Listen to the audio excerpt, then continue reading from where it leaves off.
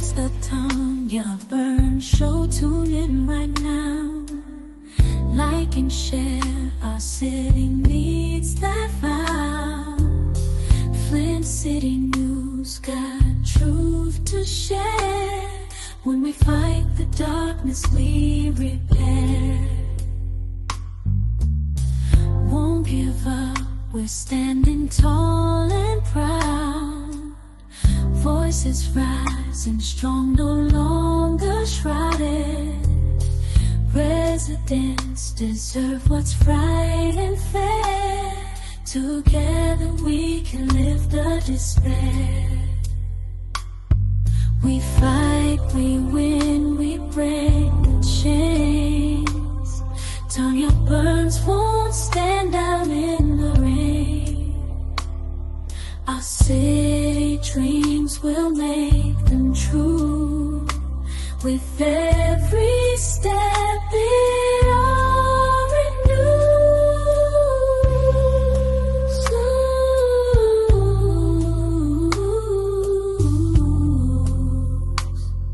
In a step it all renews.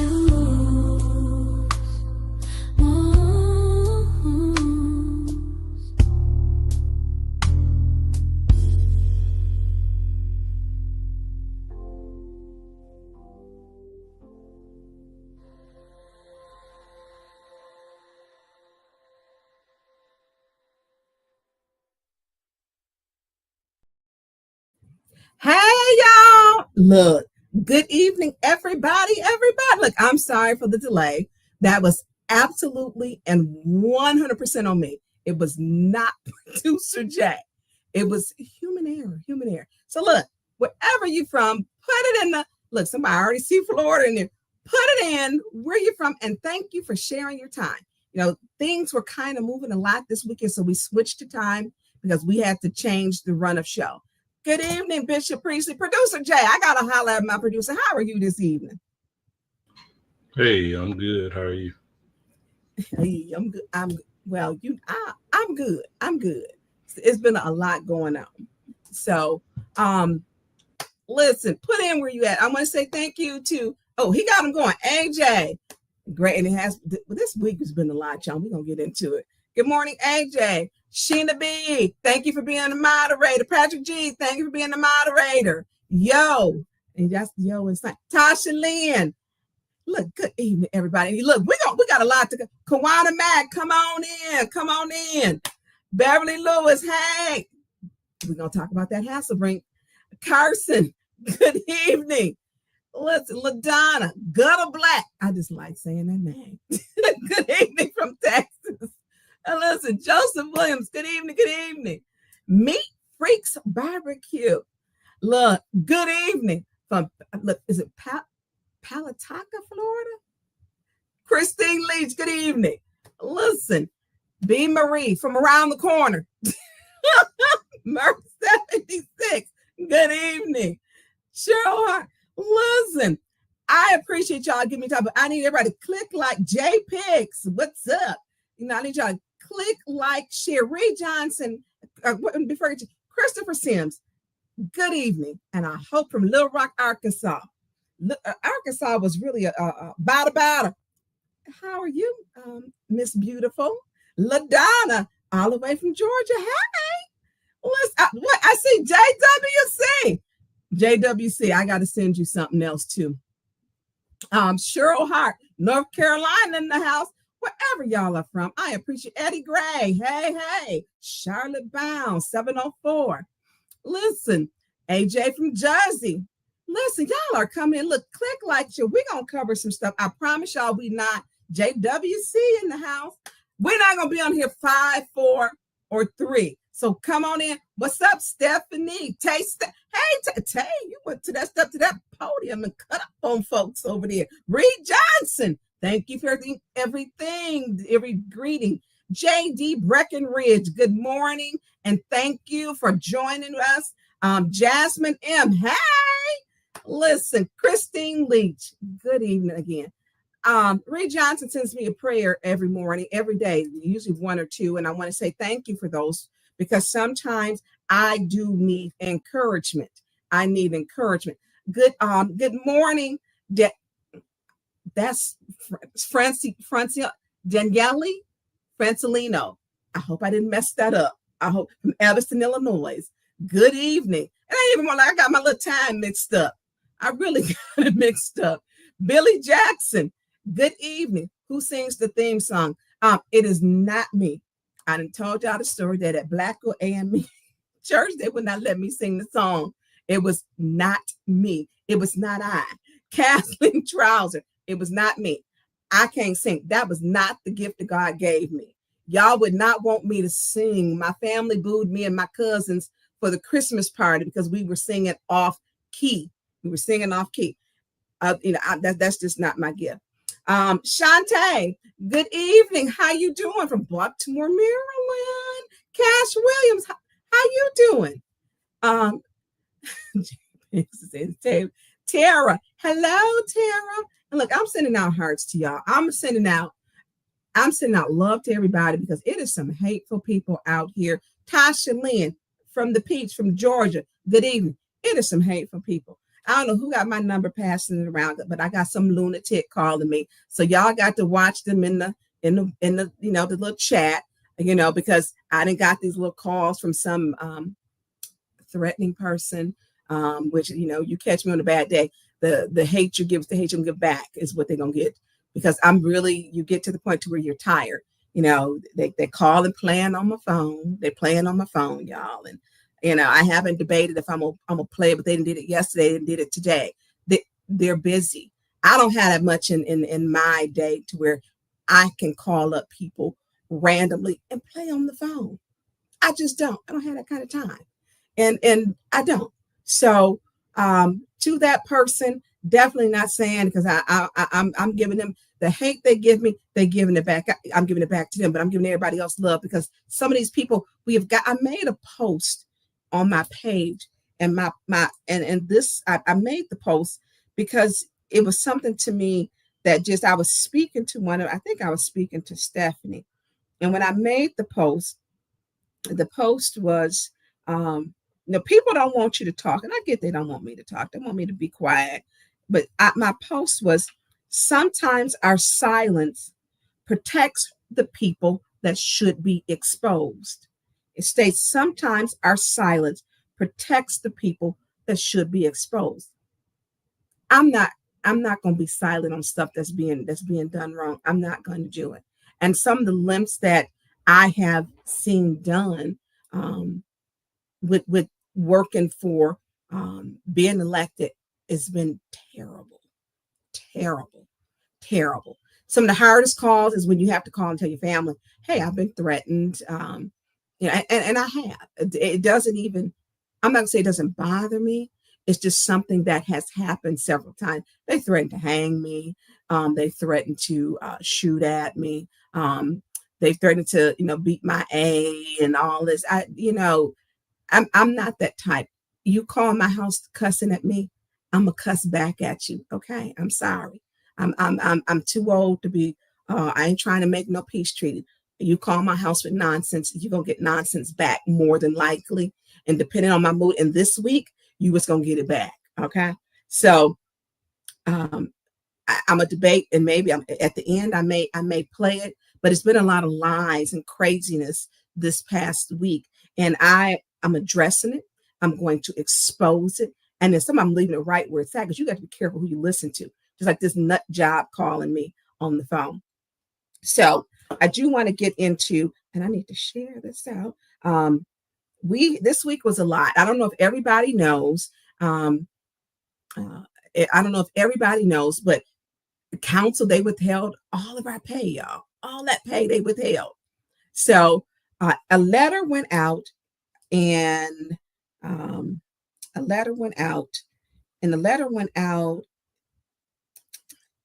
need to share this, and I have not done that, y'all. And end of February. And when it went out, it went out in end of January. And when it went out, it stated that they would be withholding council's pay.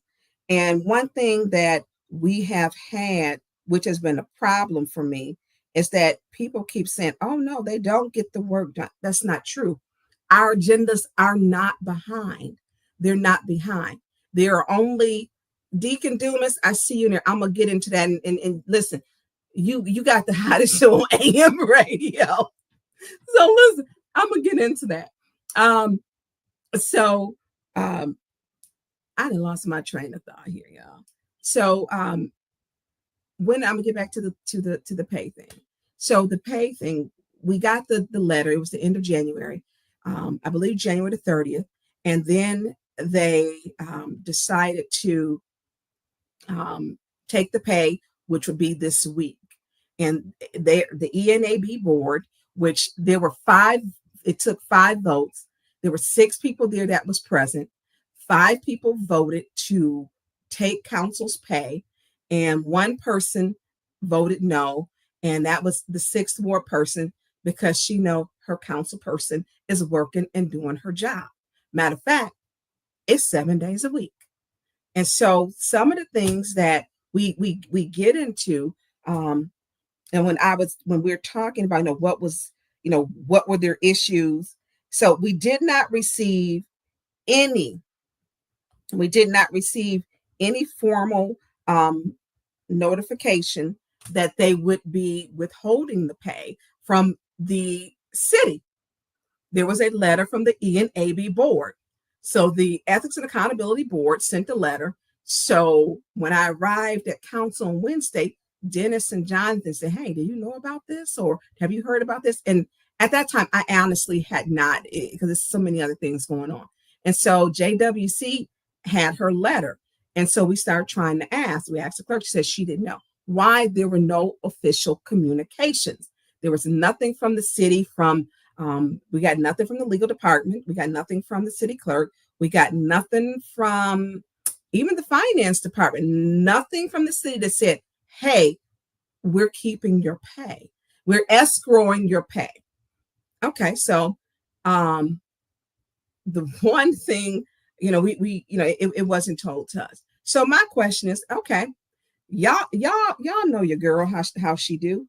You know that what I'm going to do is, we gonna backtrack. Okay, so did we get any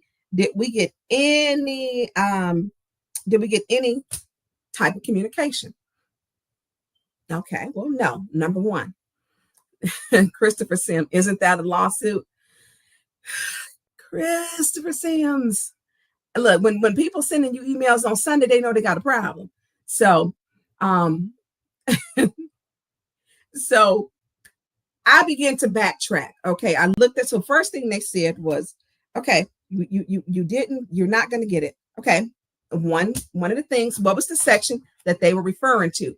And that was section page 78, y'all. I know that. And so page 78, section 9-202, which states, I'm gonna read it to you. Compensation of council members. Now, on page 78, because some people like to, cross check. It's at the top, Article 9 in transition. So transition, keep in mind. So it states, I believe, Producer Jay, I have that one too, 9202. I think I sent everything that I'm going to you. And so compensation of council members is if the Ethics and Accountability Board determines that there has been a failure to adopt the ordinance and resolution required by this charter, then the Ethics and Accountability Board may cause the council's pay to be placed in escrow. So thank you, Producer Jay. And so so that's what page 78. It says, with the treasurer, upon determination that the council has complied with the charter requirements by adopting the required resolutions and ordinances, the Ethics and Accountability Board shall cause the escrow to be paid in full by council members. So let's go up to, there's a definition, because we go up to Article 9, which is transition. And I want to define what is transition. Producer Jay, you want it. It says transition, the process of a period of changing from one state of condition to another. The process of a period of changing from one state of condition to another. This was changing from the old charter to the new charter, Article 9, where they're stating they can withhold council's pay. Article 9 is purely for transition to make sure that the city charter was adopted and put in force. So, transition effective date. It says section 9-0101. It tells you in there. So this is what they put in this letter that they were withholding council's pay. Was this section. So then we go to the next part, which is what are the duties of the and powers and the duties of the ombudsman? What can they do? What are their powers? What are their duties? What is it they look? Thank you, producer Jay. So power, that's the ombudsman. Yes. So we'll start with ombudsman. So the power of the ombudsman. He ahead of me, y'all. Y'all know this is the almost better chart because the other one, the first 3 pages then fell off now. And so this one does have all the pages though. So the ombudsman, powers and duties of the ombudsman. A, to receive complaints, concerns, reports, and issues from the public and public servants against public servants and city agencies for failure to adequately perform services as is required by the Flint City Charter, ordinances, regulations, and policies, and for dereliction of duty and or misconduct by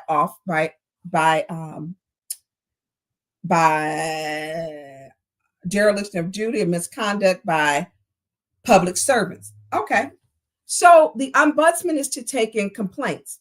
We officially have not had, and what the city is saying, we didn't have a qualified ombudsman since October 2022. 2022. Okay. So they had a whole issue with the ombudsman, Mrs. Little, which by the way, y'all, I've told y'all she is not my cousin, but we will take her. Look, y'all, I might even humor this person. Look, I think they're calling. Hello?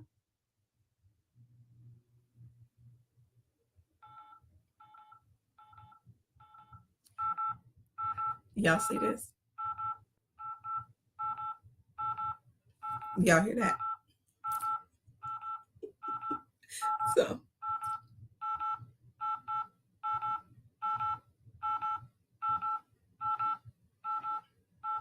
okay. So clearly I have a person, they're busy tonight. So listen. So we know that the powers and the duties. So our last official ombudsman was October 2022. Yes, just try. But see, this is what I want people to understand. I'm gonna put a pin in it with the ombudsman. Please let ombudsman up there. This is what I go through, and I still show up to do my job.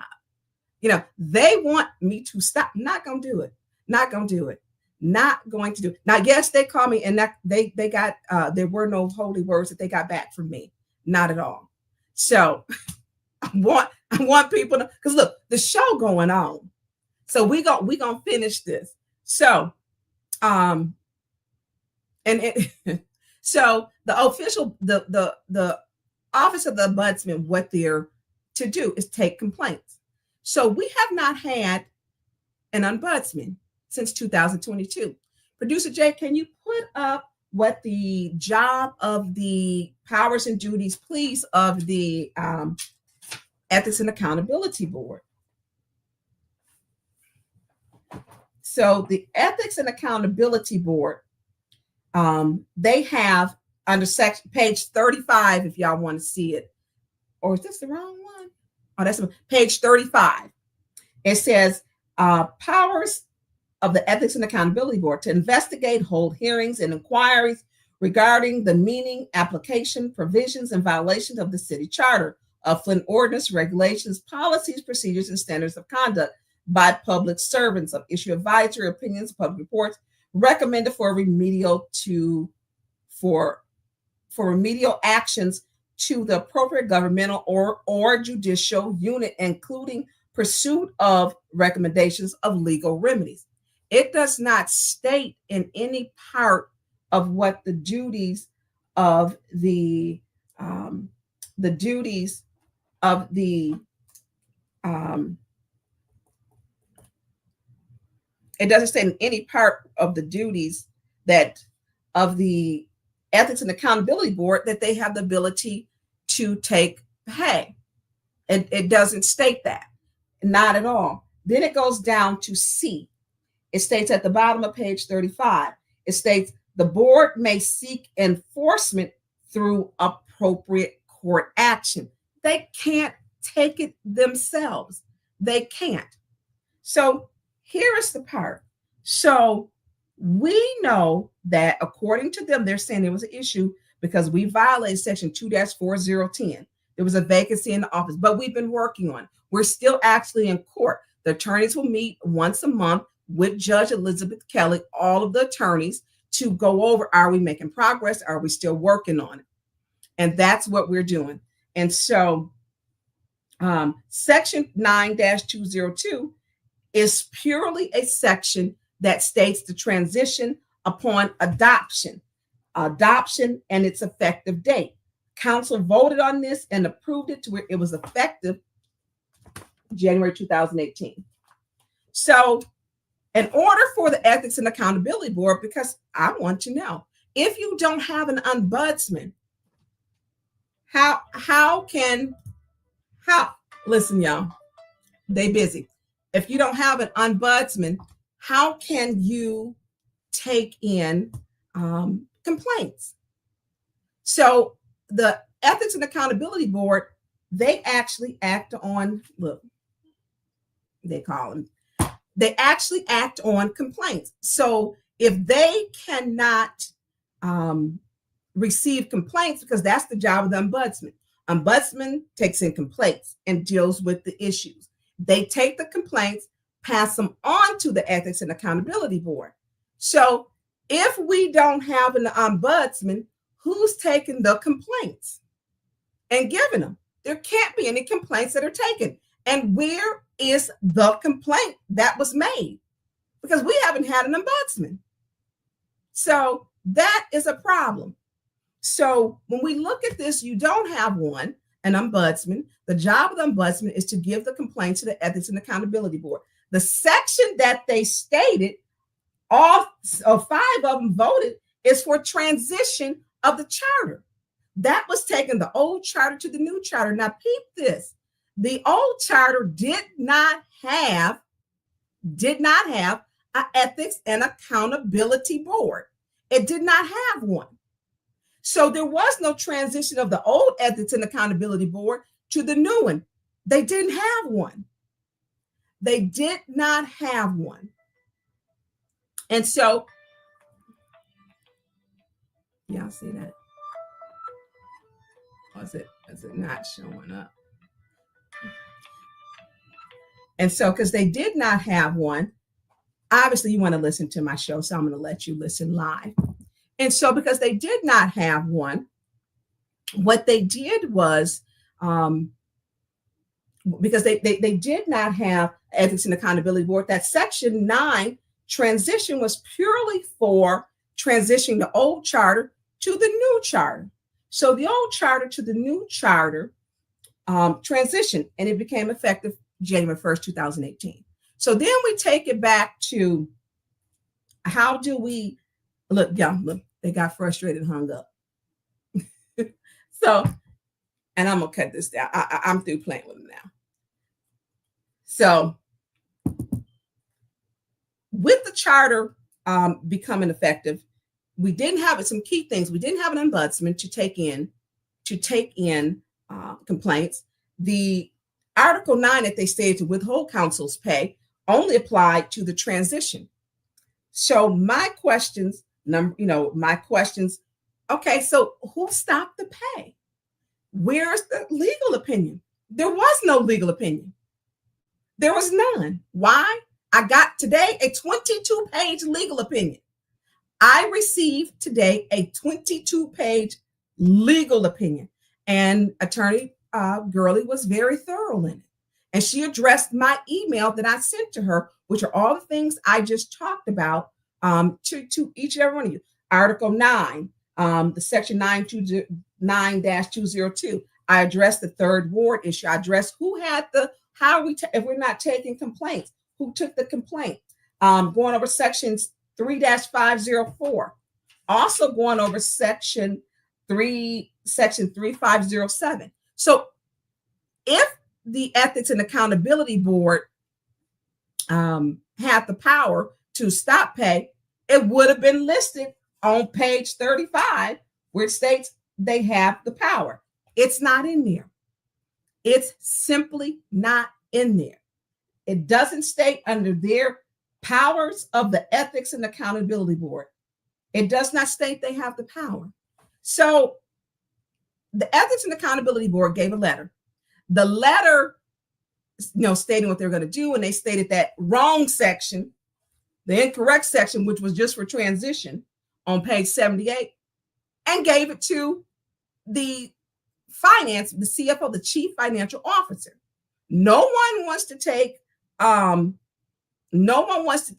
credit for it. Who gave the letter to the CFO and told him to stop the pay? That's what my attorneys want to know now. Who did it? It's an abuse of power and position. It's an abuse of power and position. And it's serious. It's serious.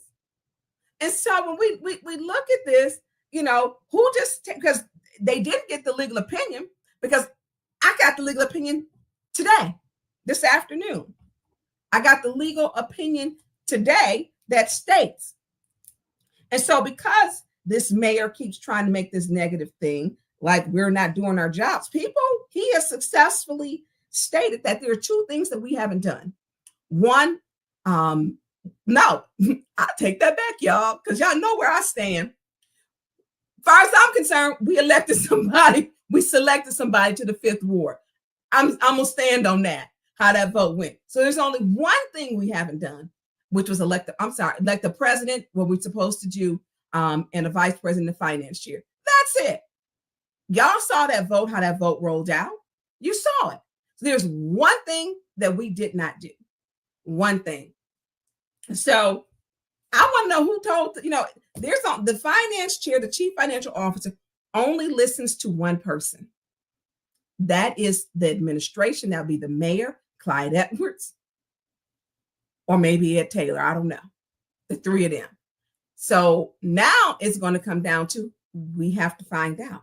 They allowed the pay to be stopped for counsel without getting a legal opinion. They used a section of the charter that states it's not.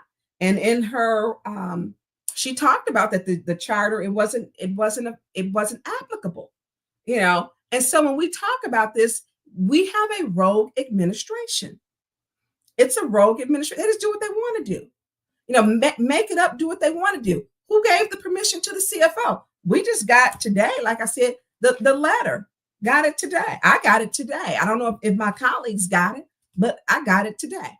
So when we look at this, they don't care. You have a rogue administration who does not care about the law, but something that they should he should be concerned about is the color of law. Is he abusing his power and position? Absolutely, he is. He's used a former city attorney before to do an investigation on me. He has done that. He's done other illegalities. That is on. They removed portions of my email, removed them. And I'm like, you can't do that underneath some of my FOIAs. The IT department did. And it was funny because when I called the legal department, they were like, oh, I thought you got that. No, they removed it off of mine. So when we look at the things that he keeps doing, it's a problem, And so when I had a conference call with my attorney, and it's funny because he was like, oh God, what did they do now? I'm like, you ready for this? He's like, they can't do that. You can't do it. You can't. When you work for your pay, and the only thing they understand, it should be money. They need a financial something on top of their head to let them know. And that's what needs to happen. He doesn't understand it. You cannot abuse your position of power, and that's what he's doing.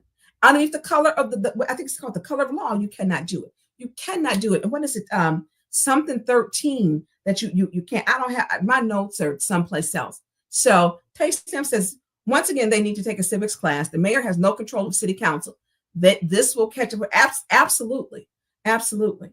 And the thing is, he's so busy keeping up mess, and it's really sad because he has a whole bunch of other things than to be, continuing to do this. So my other question was, if y'all keeping council's pay till August, what are you doing with the interest? You don't get to keep council's pay. So they're supposed to, I guess, release it now. That's what my email, they're going to release it, but they didn't have a right to take it. And no one is going to say that, no one wants to know who did it. They were going to do it, or they didn't get obtain a legal opinion before. And so there needs to be consequences to their actions. There needs to be consequences to their actions, period. There needs to be. So I don't know how they're taking in complaints with no ombudsman either. I mean, I'm just going to say now, ethics board, I know some of y'all might be mentioning, where y'all get that complaint from? Because y'all can't take complaints because you don't have no ombudsman. So what are you doing? How are you going to break the charter and then tell us we're breaking the charter? Help me understand that. And as a matter of fact, I don't know if they know, they have not, the Ethics and Accountability Board has not turned in any financial reports since 2022, since Tanae Dorsey, because they haven't had an ombudsman. Who oversees the ENW board? It's supposed to be the ombudsman. They're supposed to be the balance and power, like the executive branch and legislative branch of council. So, who's taking these complaints? What they're doing, they only take complaints from the mayor. Absolutely. There has been no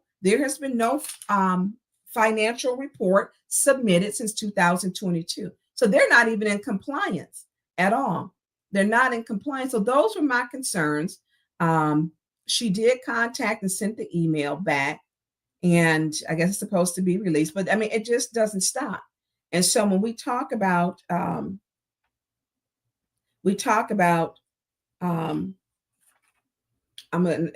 what's happening with the city. And here's another thing.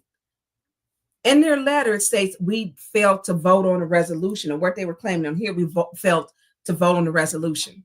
Somebody let them know we were voting. It was a motion. We didn't have a resolution. There were no resolutions that said Beverly Biggs, AC Dumas, Rich Jones, Carrie Nelson. We were not voting on resolutions. We were only making motions. We were voting on the motions. And we had, because the resolution comes afterwards. Once we pick the person, then we vote on the resolution. So Ethics and Accountability Board got this way wrong. Way wrong. The resolution doesn't even come until after we pick a person. Once we pick a person and we arrive at that, then we vote on the resolution. It doesn't say anywhere in here about failing to vote on the motion. No place in the charter does it state that. There's no place in the charter that states that. So to back up, one, they don't have an ombudsman since 2022. They shouldn't be able to. They should not be taking complaints because they don't have an ombudsman. The ombudsman's job is to take the complaints and to give them to the Ethics and Accountability Board. 3, they have been out of compliance since 2022 because they have not turned in any of their reports. Annual reports have not been turned in. 3, who walked the letter over to the CFO and told him, I want you to do this? No department, and especially an appointed board, has that kind of power or authority. They don't have that kind of power and authority. They just don't. And so when we look at this, what if somebody's child had to have medications? I had an emergency. I need my little coins. I literally had an emergency. But you put someone in a hardship and you didn't know what you was doing. Did not know what they were doing. Article 9 applies to transition from the old charter to the new charter. Transition, I defined it for you. Maybe they needed a Webster's dictionary, but they were so gung-ho on stopping and thinking they understood the charter that they fumbled this ball. They fumbled it. Clearly. You know, you created a financial hardship for me for this weekend. I need my little coins. I want every single one of them. I absolutely do. I do. And so when we look at that, this is a problem. You know, and I want to see the complaint, because how did you take a complaint? We weren't taking complaints. They look at complaints, y'all. You got to have a complaint. Jerry, JWC, the board needs to be disbanded. That board is doing nothing. Listen, they missed the whole charter. You know, Article 9, they missed the duties of the ombudsman, duties of the ENAB board. They were so quick to overstep their boundaries. They messed this up. They messed this up. Hey, and if you're just joining us, y'all, thank y'all for joining in. Listen, Satan is a lie today. So, court. We're going to, and producer, I probably should have, I need to go through the what's the name to tell you which one to put up first. So we had this, I want you to start, we're going to move on to Hasselbring. Can you put up the judge article with Judge Jessica Hammond? So Judge Jessica, hey Xavier. And I know he's going to probably be doing something really good. He said they're doing everything except investigating his complaint. We don't have no ombudsman. Michelle Young's too. So Ron Funger wrote an article in Live, says there was court for Hasselbring Center, and they have literally been fighting for their life, and they put up a great fight. Beverly Lewis and her board and the seniors that support, not just the seniors, the community that supported her, the community. She put up a good fight. She didn't go down, and she kept fighting. And until the end, she had Attorney Millhouse and then Attorney Sabo. He was the one who came in after, and kind of at the end. And one thing, I don't know if she's still on here. One thing I do know, and I do question about the judge, is that our ordinance, she didn't acknowledge. We are under Home Rule Act, which means our charter, our ordinance should have been valid about the lease, and it was not. And I meant to tell you that, Beverly, because it was referencing some other things, and that was today. But in her article on Thursday, unfortunately, they're going to be evicted. She had a plan A, and a plan B, because she is a planner. So she states, the judge says, I understand the plight of the defendant, Judge Jessica Hammond. I said Thursday. I understand the feelings of a lot of the people in this courtroom. There is no tribal issue of fact here. The court must, by law, enter judgment. And the judgment was to evict them, I believe, by March 3rd. I believe that's what it is. And so that's when they have to be gone. So Beverly has had a plan, and her plan is she's got a number 2. And so some of the things, can we get to the how much she was charged? So how this all played out. So her lease expired. They were underneath the emergency management. We know that Councilman Mays got the doors off, the chains off, and the doors back open. So this was the actual proposed lease that they wanted to pay. She was actually told that this is what they wanted her to pay, which was in the sum of, listen, y'all, just a whole lot. So y'all probably heard, because I didn't rattle off this number in my head. So year one, they were supposed to pay $4,586.67. Year two, $4,816.01. Year three, $5,056.81. Year four, $5,309.64. Year five, $5,575.13. Y'all see it up here for yourself. So this is what the administration was asking. No other facility in the city of Flint does this. Not a single one. Not one. And so with this, she was trying to negotiate. So people kept saying, number one, She started out because I want people to know the facts and not their fictional fairy tale fables and stories and fictional stories. So when she started out, she had attorney Lois Fletcher. She had to switch up because this is a nonprofit. She obtained Millhouse. I had nothing to do with whoever she had. That was her attorney. But whatever she was doing, it was my position to support her flat out. Then she got the other attorney, Sabo. I think he was like within like the last week or two, he was, fresh on. And so it was my position to support her. This lady is fighting. Instead of me telling and talking about what they thought of him or their attorneys and their job, that's not what you do. Put some support behind them and not your negativity. When you look at somebody you went from paying $1 to where in your 5th year, they want you to pay $5,575.13. Who do you think is not going to be stressed? And she was. But she kept moving. She kept moving forward. And little jokes, it's too cold to be evicted. Not funny. Not funny at all. Because it's not just her when you talk about running a facility. They said that they were drinking and having wild parties up at the senior center, that they was drinking alcohol and doing all kinds of sorts of things. Another thing, not true. When we look at how she was lied upon, forced out, she did not stop moving and walk away. She kept her head up.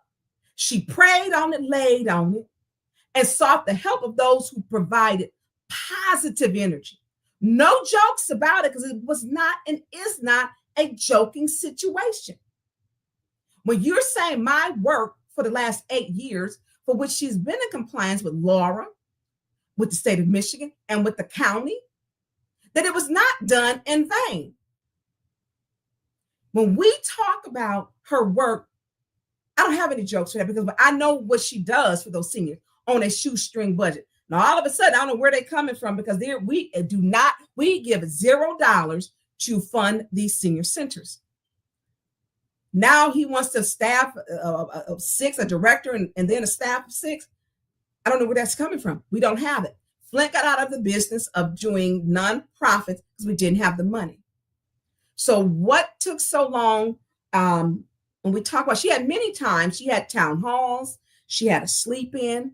They came to council. They did a protest in front of City Hall. I think the last time the seniors had come before this last time when we were, and let me say this, Councilwoman Jerry Winfrey Carter, thank you for calling the meeting. Thank you for calling the meeting because that was not my idea. She's like, look, Tanya, we got to get this on. But when we were looking at the weather was a storm every 2-3 days. Every 2-3 days it was. And she's like, we got to get it back on because Leon was supposed to bring it back on. He had canceled, I don't know how many times. He had his little flyer out there that he was going to do the meeting, and he kept canceling. It's in the 1st ward. It should have been Leon taking care of it. That's what should have been done. So there goes the fly. Conversation with Leon El Alamein. He canceled this. He was canceled. He canceled it. They told him, and this was December the 10th. So when people tell you bad information, be careful. Stop listening to people who don't put up any receipts. We couldn't, this was his, and it was everyone working on this.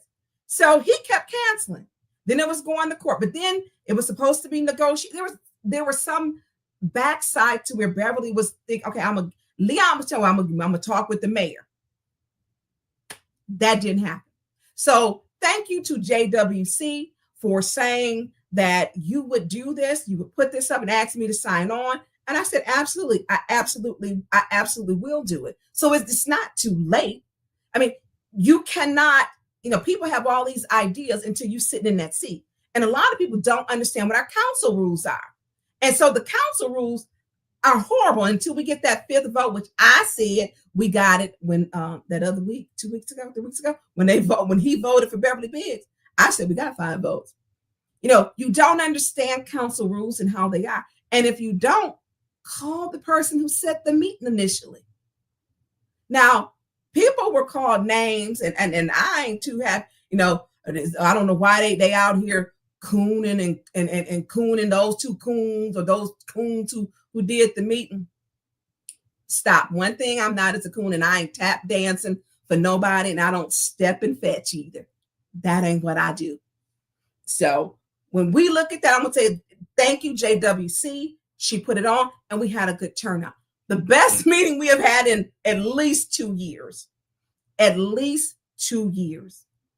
And so when we talk about people felt they had their dignity, their voices were heard, and that's what it's about. But we in this community so quick to tear down the people who saying, don't condemn me, come help me.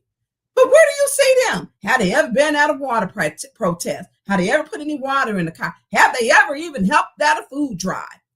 This is what I'm saying. This is what I'm saying. And so when we talk about, how we move it, Beverly needed support, not to be condemned, not to question her attorney. Do something to help her. If you felt her attorney was inadequate, do something to help her get a better one. Attorney's cost. She started out with one. The budget changes. And so when we do this in a Black community by Black people, do better. Do better. So I'm happy that she did it. She did it, but there was nothing. Beverly had a plan A and plan B. One, hope for the best, but plan for the worst, and she did. So we were in there in the this was the last one that was on Thursday. So me and JWC walk in, and I'm gonna tell because this is gonna refer to later on, and we walked in the same time, and I don't think you can get the stress because when you connected to it, it's not just me. I'm connected to my community. Let that be clear. If it's something right, I'm connected to the community because I'm gonna show up for the community, and if it means them going after me, if it's right, I can handle that. I'm not gonna be in the shadows pretending like I know what's going on, and then I'm gonna pop out like Drake. That ain't me. I'm gonna be in the trenches with you because that's what it takes. And people want to sit up and wait and, I can't do this and my reputation. No, she has needed people to be present there for her, them seniors, and the tiredness on their face to where they were just like, well, you know what? We're not going to get another meeting with the mayor. It's just not true. At this time that Leon El Alamin was telling them, if we have to take the lease, he was on there stating that he didn't table it, and his colleagues, we played the video, y'all heard it, where he was on there stating he put it on the table. We didn't do it. You did it, Leon. You put it on the table, so let's table it. One, the truth is I wanted to be factual. They were fine with, of course, they wanted $1, but they were saying if we have to pay the $500. The biggest issues was the $2,500 for each occurrence. They have 3 furnaces, so all 3 furnaces go out. The hot water heater go out. There's a roof problem. There may be a problem with some windows, problems with some plumbing. The building was built in 86 or 87. These are likely problems to happen. And so she's saying, let us work this out. They pay their own consumers. They pay their own water bill. Consumers is about $900 a month, maybe a little higher this because it's been cold, right now. And then their water bill is about $500, $505. And so when we say this, put your support behind them because that's what they need. They need support, not to be condemned and joking, because it wasn't a joking situation. And let me tell you why. Hasselbring is the #1 center that feeds seniors in our community. She feeds at least 600 seniors in this community. I was sitting Arthur Woodson asked me to, no, he didn't ask me. Me and Dink and Pastor Thompson, Dink Sosa, Pastor Thompson, and me showed up to support Arthur Woodson with the cancer cluster study. Because that's what you do. Me and Woodson fight every day we talk. We've had some terrible battles in public. We have now come to the agreement where Dink told him, don't, to Tanya. But I'm going to support him. And when I'm sitting there, because he's got the cancer cluster study, and they're like zooming in from out of town, and you learn. But sometimes it is just our job to support in a positive way. And I did that. I supported him in a positive way. Now, while your girl's sitting there, I'm sitting there listening because G-Card got up. They were going to take from 5 days down to 3 days, that it was set to increase to go from 600 seniors to 900 seniors to be feeding a month. To be feeding a month. Hasselbring is the number one facility that feeds seniors in the county. It's the number one center to feed seniors in the county. So I'm going to give this to Sean Shoemaker. He asks the tough questions. Now, I don't like his DEI, but not at all. I don't like his DEI, but because I feel to add on to it, to work on it, to make it better. But Sean Shoemaker said, well, what can we do? He asked more questions, and they didn't figure it out. So it's on the agenda this week for G-Card. I believe I want to say the gap was $100,000, but they're on there for $100,000 for G-Card. And Sean Shoemaker he was concerned, how are we not feeding the seniors? And so this is what, it's not the person, this is the business. And so he was concerned that seniors were not getting enough, how are we going to feed them? And that was a serious concern. I mean, that's what it was. And so when we talk about some of the things, this was one of the things that made sense. So this facility that they have, and I had no idea was the number one, we don't want a disruption in feeding and taking care of our seniors. So one of the things the city has said, oh no, there will be no disruption in services. We don't have a budget for this. How are they going to pay for this? How are they going to pay for it? We don't even have the money. It is not in our budget. There haven't been any budget amendments at all. So most of this funding comes from the senior millage and from grants and from the county. City of Flint does not pay for anything. They don't. So when we look at how, what Beverly is carrying on her shoulders, literally carrying, okay, well, I may lose funding for food to feed my seniors. This is the only meal that some of these seniors get, and the only socialization that they get, that they actually see somebody. Because a lot of the seniors' family and kids, they didn't stay here. Why? There were no jobs, and they left. So this is the only socialization, to be around people. Not just that, the center stayed open during COVID. They stayed open during COVID. And when as a result of them staying open during COVID, the flu shots and everything else, they were able to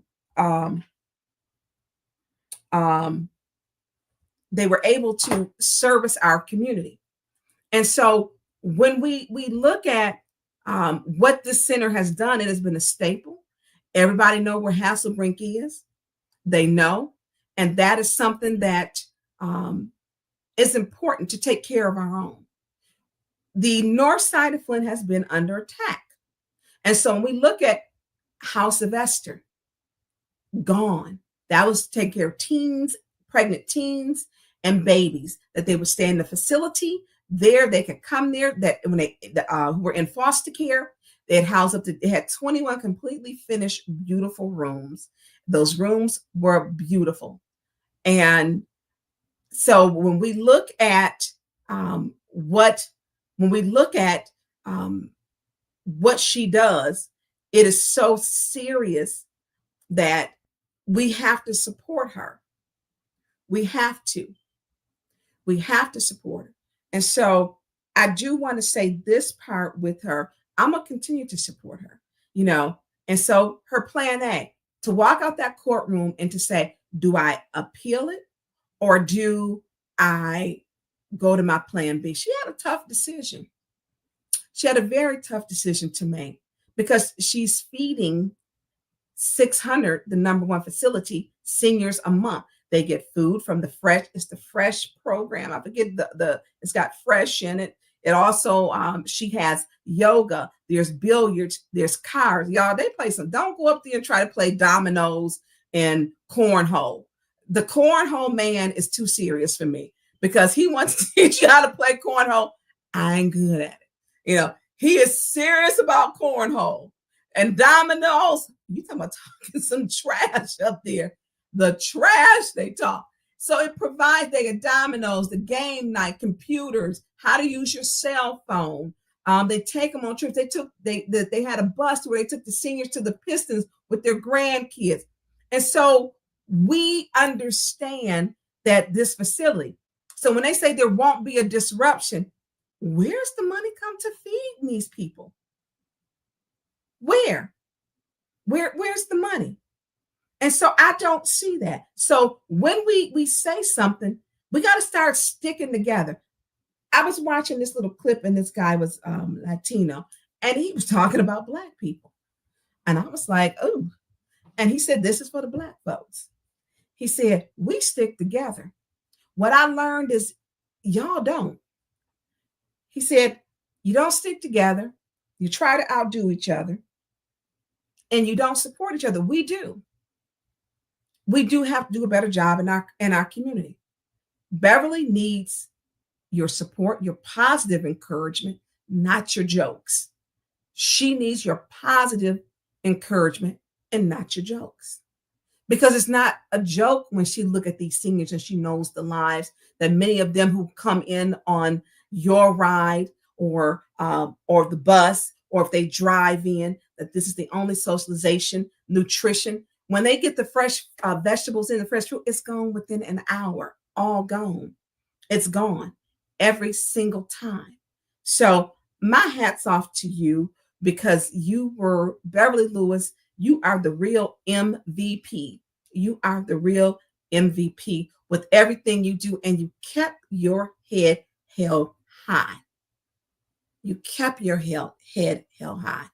And that takes a lot when people want you to drop out, bow out, when you are constantly under attack. And look, I want to know why I wasn't invited to the party where everybody was whooping it up at. Because if the senior center got it going on like that, look, where my fan at? I want to be there. I want to be there, because they saying that they was having parties. I want to be there.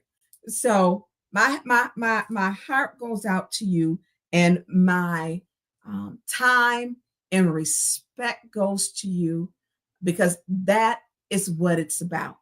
You withstood when what is that? God favored you by Hezekiah Walker.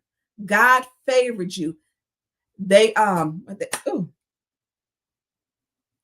Oh God, y'all gotta listen to that song. They told their lies, I favor you, your character, your integrity. Woo, come on, y'all listen. Told you I didn't let me sing, but I'm telling you, Hezekiah Walker, God favored you. And I'm gonna tell y'all how God favored her. Oh, now she's a member of another church, but God favored her. Hezekiah Walker. They told their lies, went after your integrity, attacked your character. Woo. But God favored you, Beverly. God favored you, and he understands the work that you're doing. So we put up the lease, and I got to go back to the part.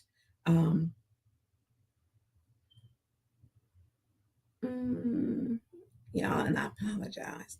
So one part, and so we're gonna cover a lot of this.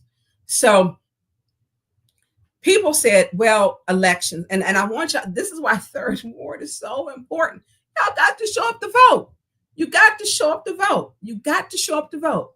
So people were saying, and you hear this all the time, okay, well, if you can put up the voting thing, would it have been different if Carol arose? I think absolutely.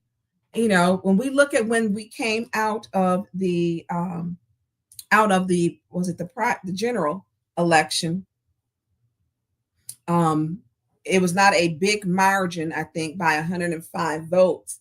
But I'm gonna say this: when I lost my first council race, what I did was worked with the person that I felt should have it and put my support behind him. And that's what I did. And actually, it was a Winfrey. It was. So the election results came in at Leon had 715. No, I'm sorry. Leon had 1609. Carol had 1501. And then Rose had 53 write-ins. I would hope that we can start working together. because it's going to take us starting to work together and putting aside some of our differences and putting aside what we don't. Thank you. Thank you. So he's got that up now. Thank you, Producer Jay. And so there is the election. So as I stated, you had Leon at 1609, Carol at 1501, Rose at 53.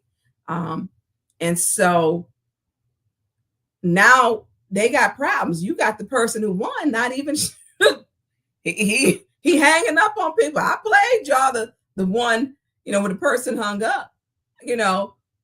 I'm not telling you, I'm telling you what I did. I got behind who I wanted to get behind. And I wish that could have happened in the first ward, but it didn't, because now we are stuck with, we fighting for everything. If we had 5 votes, Beverly Biggs would be in that seat. She would be in that seat, and she would be a 6th vote.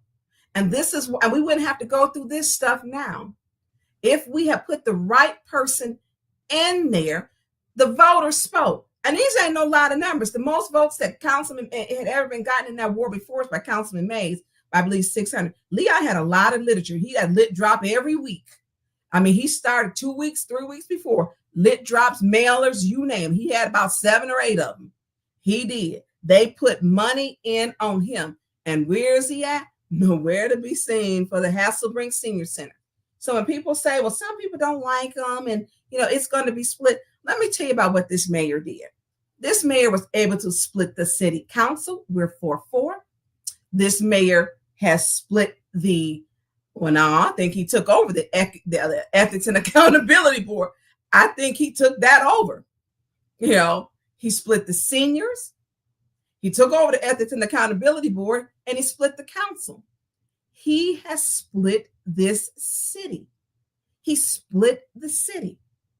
A good leader does not do that. A good leader tells the truth.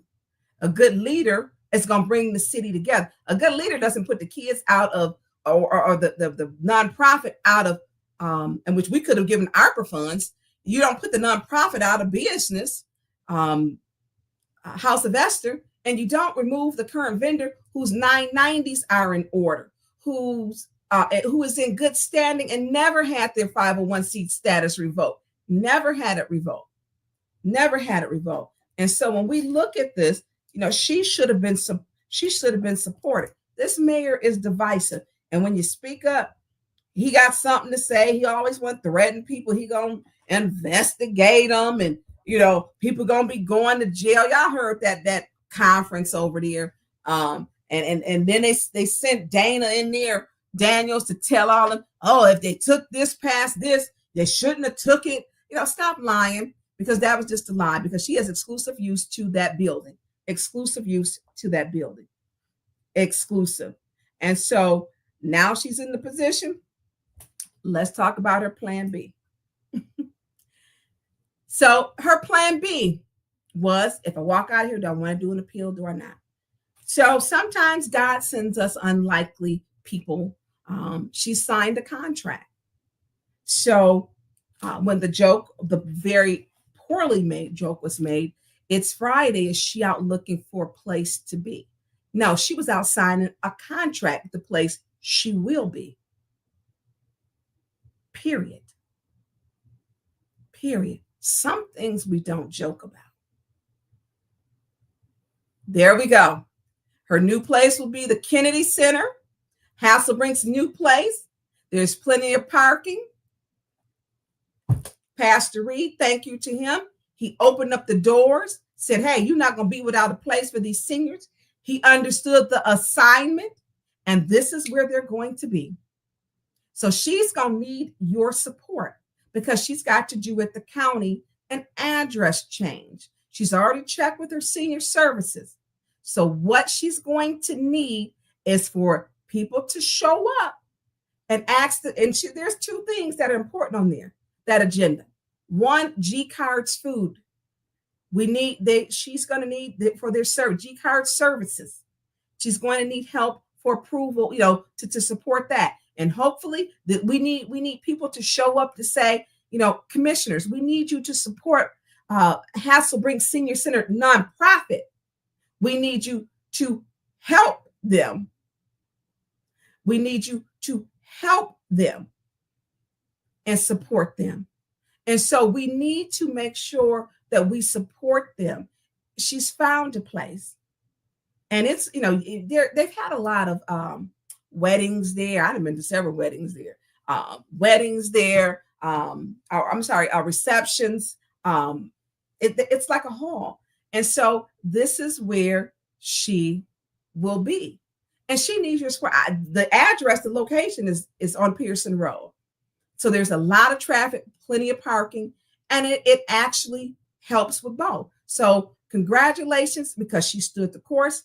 What you can't do, you can't stop nothing that God has got planned for you. And to Pastor Reed, he opened up his doors and said, you know what? You can come here. We have a place for you and for the seniors. I'm not going to let the seniors be out. And so we have got to come together, set aside your petty, non-funny differences, and support our seniors. Support our seniors. Mayor Neely successfully divided them. Successfully. And so what we have to do is pour and give our support to what we know what is right.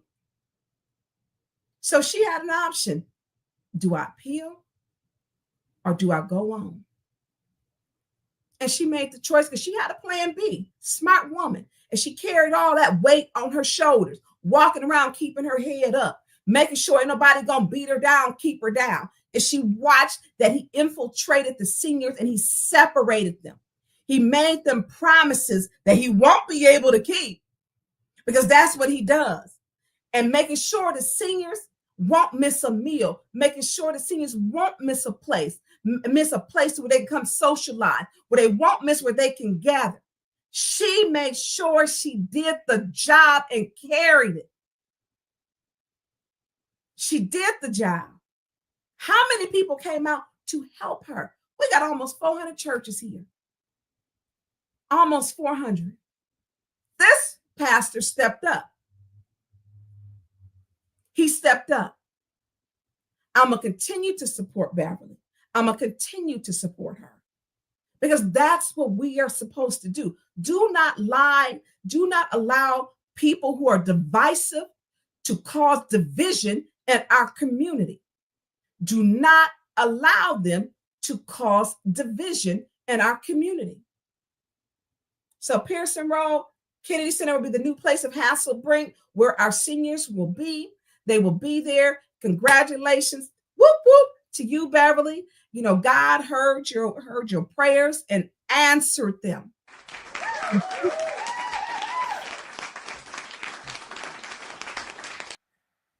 Thank you. So look, Producer Jay is on it. Producer Jay. Mark Hutchins said, wait a minute, 400 churches. Yeah, 400 churches. So there is a meeting going to be Tuesday. Oh, I don't know if it's 6 o'clock or 5:30. It's going to be at Hasselbring Center with Commissioner Lloyd. He is asking that all seniors come out. There will be a meeting. He's holding a meeting. It's in some of the chat groups, and the meeting will be at Hasselbring Center to discuss where he wants to go. You know, how he wants to hear what the seniors have to say. Oh, it's at 1 p.m. So 1 p.m. Oh, it's during that. So 1 p.m. on Tuesday at Hasselbring Center. Commissioner Lloyd will be there. He wants to speak to the seniors now, so he will be there to speak with them. So moving on down the road, because look, God blessed her with a good place, a good location. You can't stop what God got for you. Come on now. So we're gonna move on. We're gonna move on down the road. Producer Jack, you busy over there. And I gotta go back down into this. Okay, I do want to send a. Can you put up the one? I'm gonna send it. It'll be back. I'm gonna send it right back so it's in the top. I do want to give a congratulations to it's the RX kids. I do want to do that. I do want to give a congratulations to Jamaica Patrick Singleton in Kalamazoo. She posted that RX Kids is going to be in Kalamazoo. So I'm gonna wait till producer Jay get that one back up. Christine Leach, always have a plan B. Her plan B was be the best. It is a great plan. She got a place. So taking care of the seniors. So Jamaica Patrick posted on her page. And so I like to celebrate. So she posted that, hey, RX Kids has officially launched in Kalamazoo. So this is Jamaica Patrick Singleton. People have talked about RX Kids. It is now in Kalamazoo. And so with her job, she supports this. I have stated I support RX Kids. Jamaica has always told her story, and now she and what she and what people know, what people really remember Jamaica for is she was the chief recovery officer underneath Mayor Karen Weaver. She now works in Kalamazoo and has a great job that she loves. So RX Kids is now making to where she took her talent there to Kalamazoo, and they have RX Kids. RX Kids is the program that in the last trimester of the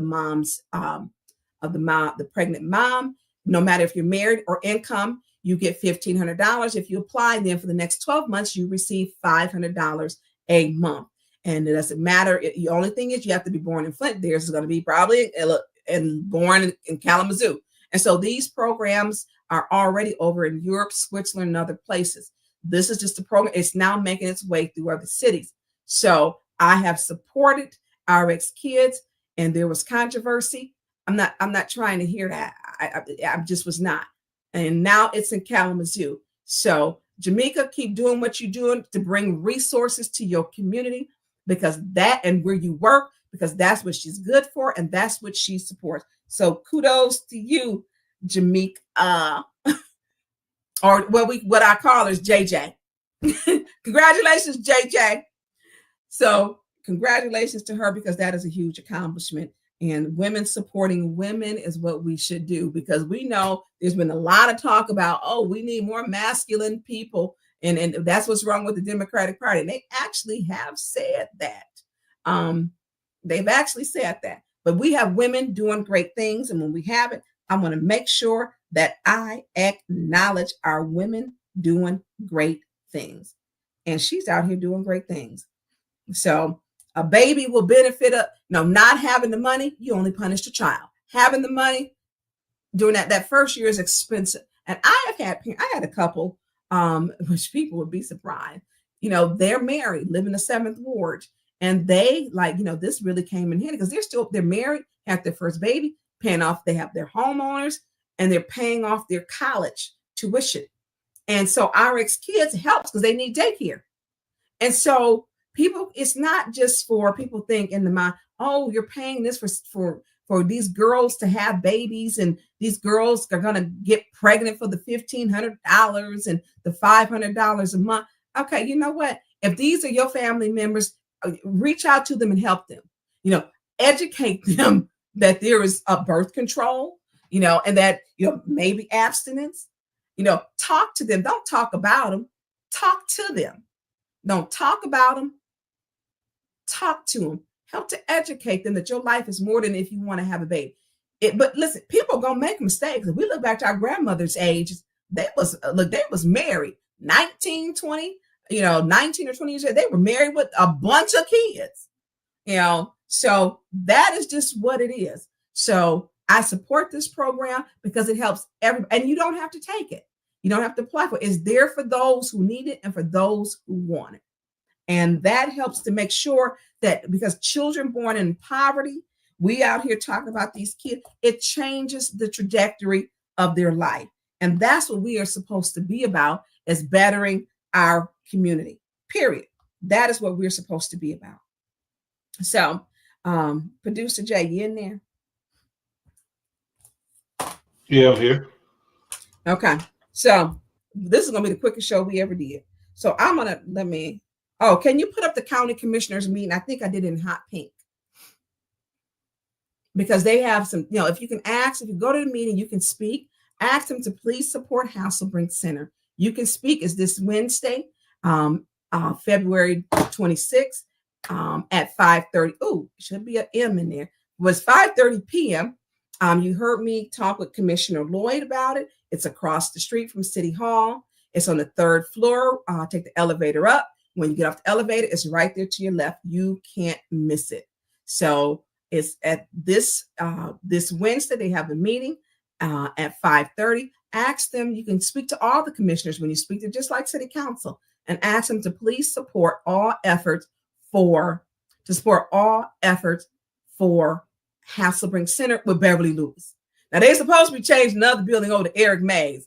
I don't know if they're gonna really change that building, y'all. I don't think that they are. I really don't.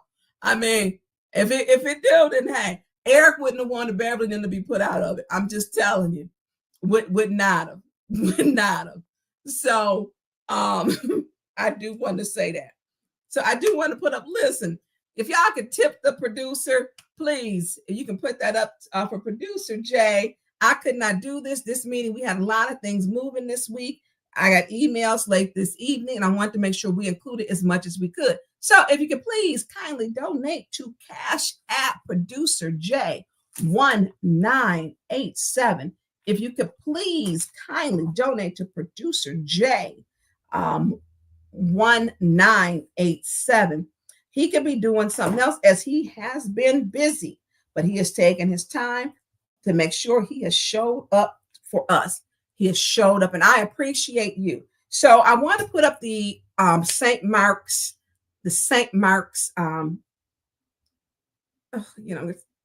resolution. It's on agenda tomorrow. There we go. It's going to be on our agenda tomorrow, and it's up for reconsideration. So for those who show up, I see Kawana Mack on here. We need you to ask them to support. I don't know, Kawana, they don't like you. They think you support. You've been thrown out as much as Arthur Woodson, I think. So I am asking y'all to support tomorrow. It shows back up on the agenda. It is for reconsideration. We had 4 voted yes. We could not acquire a 5th vote. Councilman Elamine was absent. Judy Priestley voted no. Liddell Lewis voted no. And Candace Mushat voted no. They voted no. And there are things, that, hey, we supported in their wards. They got a lot of money. They voted no. St. Mark's in the corner of McClellan and DuPont. I've been putting them on wheels, and I know darn well it's McClellan, y'all. So I know that. So he's like, Tanya, that's McClellan. Yes, it is McClellan. He feeds the community, and want to make sure that people understand that the work that he does not go unappreciated. We know that the price of food and eggs, that what we have to do is support our community. He's back on there again for $50,000 for St. Mark Missionary Baptist Church. He does some great work. Absolutely. But he should be supported by all 8 people. He came on my show. And do we have the short? Can we load that up, Producer Jay? And what he does for the community is just remarkable. They continue to serve even when it was COVID-19, but we didn't know if you could touch a can or a bag or how it was really spread. If it was airborne or it was contact, you couldn't touch a gas pump, a doorknob. You didn't want to go to the grocery store. Seniors were going to the grocery store between 5 and 8 a.m. so that we had our most vulnerable population, not with the other ones. What you say? So I want people to, support St. Mark. He kept this open. He has other services which are separate. We know that all funding is on hold. A lot of funding is on hold with the transition with the Republicans. So we need to make sure he is supported. It will be on the agenda. And so I am asking for my colleagues to all 8 vote on those. Mark Hutchinson said, why does this man have to fight for service to citizens? This is cringy, considering that Liddell and crew gave $50K for willow trees to people from Pontiac. That is true. Producer Jay, were you able to find the what's the name of Pastor Thompson? Yeah, I'm working him. He probably mad. Have about $700,000 that is available to feed the community. And we have council members who vote no, who have voted no, who have turned it down because they make it personal. That to me is inexcusable. Inexcusable. It should not be happening. So you don't have to call names because I put it up as soon as it was done. I may have put it up at the meeting when they said no, but I put it up on my my social media. So Liddell Lewis voted no. You reside in the second ward, and I don't need you to speak on. Let me do it. Candace Machette voted no on feeding the community. We had Judy Priestley voted no on feeding the community to St. Mark's. Leon L. Alameen was not there. So we have, you serve a predominantly, you have all people come through that line because I've been there. But you are in a predominantly 96% Black part of where St. Mark's is located. And we have Black council people who don't support the effort to feed the community.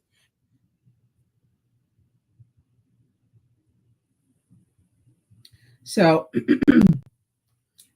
there y'all go. Y'all, you can't make this up.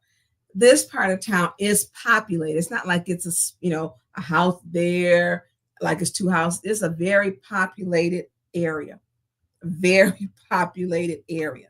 And so when we talk about the efforts of how other people have voted for other people's, because it's supposed to serve the community, they voted no. Liddell voted no.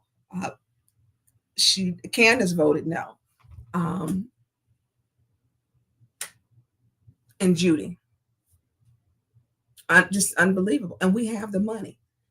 When you have the money and you don't feed the community, it's a terrible thing. How do you do that? I mean, I'm not understanding that. He actually has a food drive. All churches don't have them. He has a food drive. What I will give them is that they all 8 voted to do Bethel. Bethel is in my ward. Bethel received $15,000 of my ward money. They received another $50,000 for the another $50,000 to feed, which they were given out of the category for ARPA is food access, that they received it. And so when we talk about supporting each other, here are some of the things that others have supported. And so Candace received in her ward for Court Street Village $175,000. We only ask, first of all, St. Mark's is in the second ward. The second ward councilwoman Liddell Lewis should be asking for this. This is in her ward. So Candace received $175,000, and then another $150,000 went for her ward. To paint houses, and I think roofs. When you hear her talk about there are roofs being done, yes, they are. It was for it's the village place, Court Street Village, and so Court Street Village, they were getting the roofs done through them, and that was part of their organization, and so. They received $175,000 and $150,000, and that was paid in Candace's ward. And over in that area, it's like Avon Street, right by 69 and Court and Lapeer Road. And it was you have a huge senior population over there. And so that's what she did. So when she says she got roofs, she did. Some of this funding was for roofs, and I think painting was the other one, is what it was for.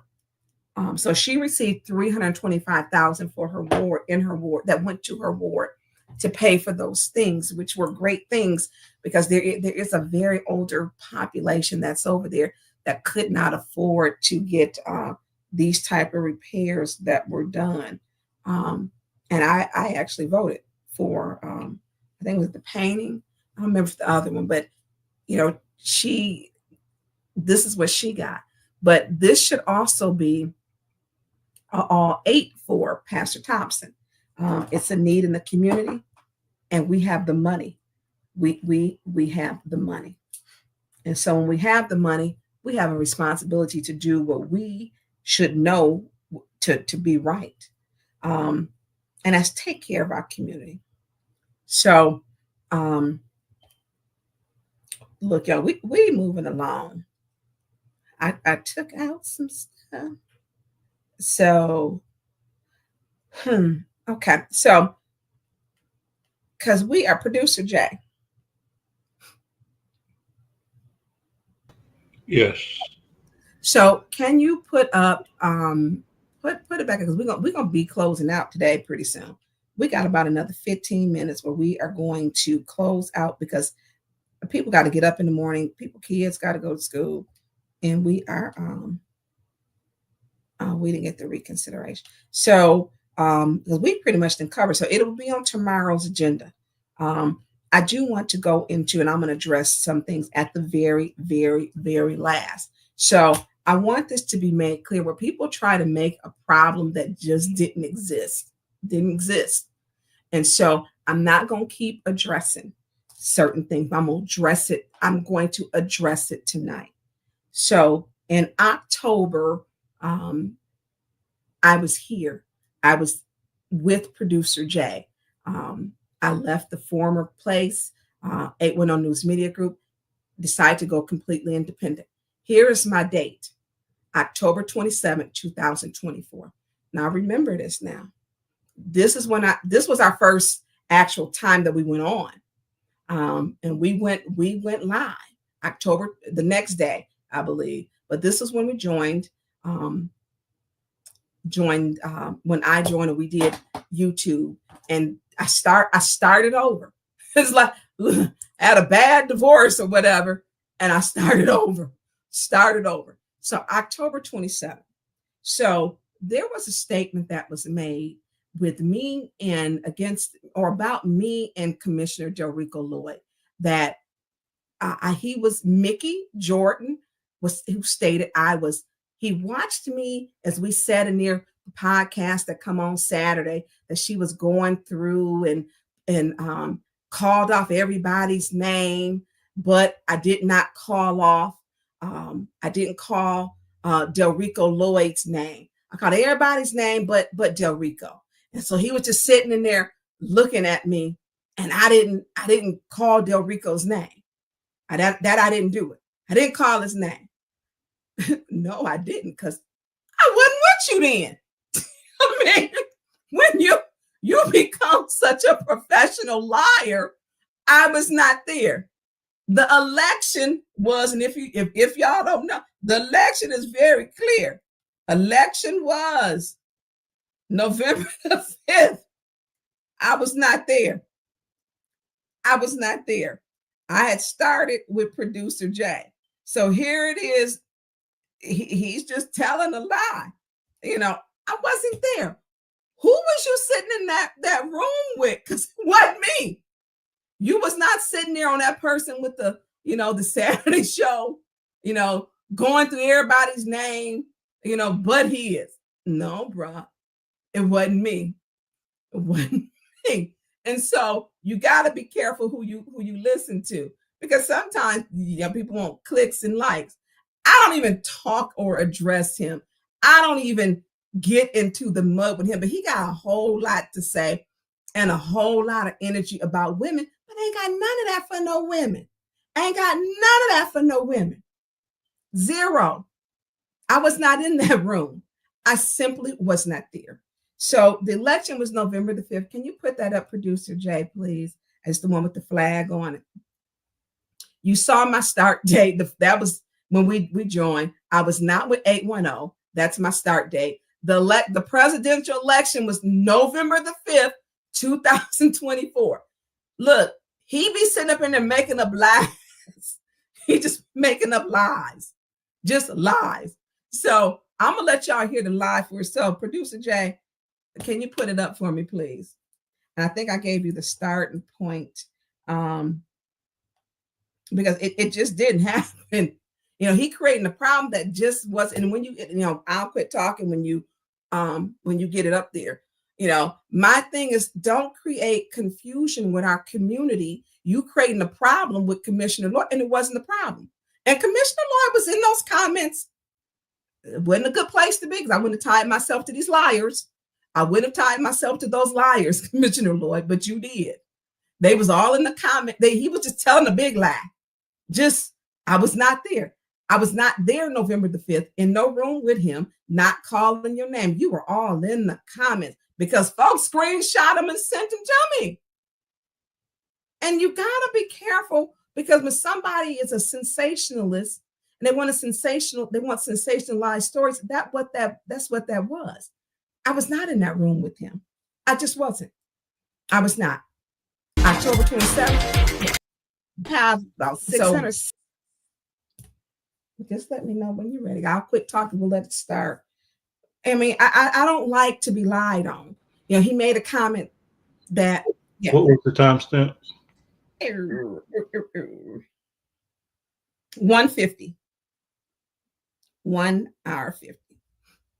And so he made a comment that, he called, we walked in the room and we was just some clowns walking in the room. Why you a man got all this to say?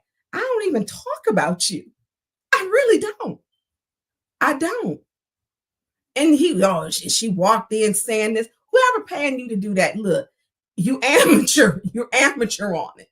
You're amateur. And, she said something to Rich. Yeah, I wasn't in that room when they prayed because some of the people like him, I wouldn't have prayed with. And I absolutely did check Rich Jones because Rich Jones has talked crazy. And I'm going to defend myself. If I can't defend myself, I can't ask people to stand with me and defend me and my community. That is a fact. So I did walk in that room and I was with JWC. She told me she ain't got no bail money. And that's what she told me.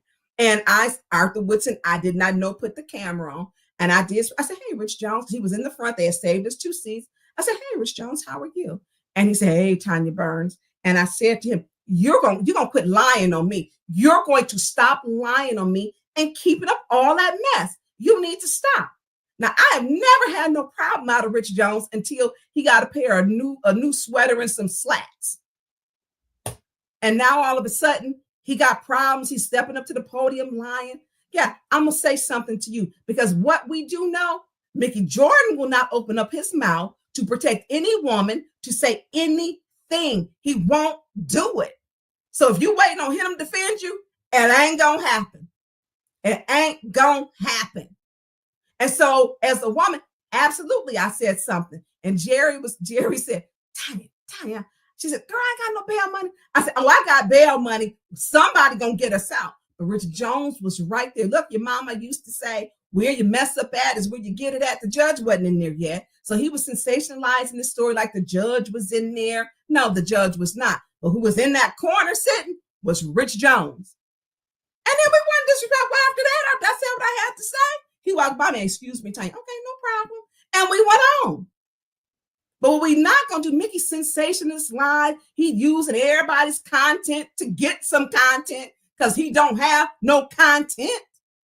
Go get you some content and look and defend a woman, okay? Because you done call women clowns, coons, hyenas, all this mess. What kind of man does that? I mean, you need to stop.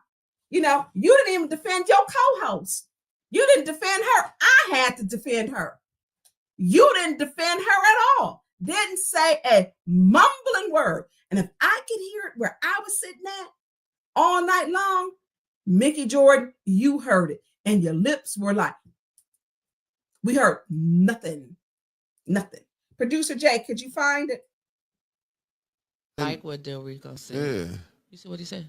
Yeah, I'm looking at it right now. I'm going to put it on. I'll read it too. My reading is fundamental. People have to stop falling for the foolishness of local politics. My reputation is clear. I've been consistent. I will not stoop to the petty levels that have destroyed our community. Thank you. Thank you. See, people be thinking something like, because I keep hearing the people, oh, y'all don't want to hear who bring the message. No, if you the devil, I'm not going to take no message from you and you the devil. Right. That's just crazy. Y'all be causing all type of hell and then think y'all can come back and sit up in the people's face. Can you cut my camera so I can yeah, hold on. I don't know how to mute. I done moved you off. I done took you from the screen. Yeah. Y'all be acting like people gonna sit up here. Why? No, I ain't work. I'm not working with none of them. To be honest with you, I'm gonna come up here, record this council, and keep it moving.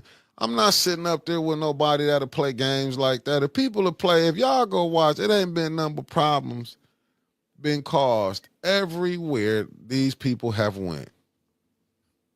Hey, quit talking about me.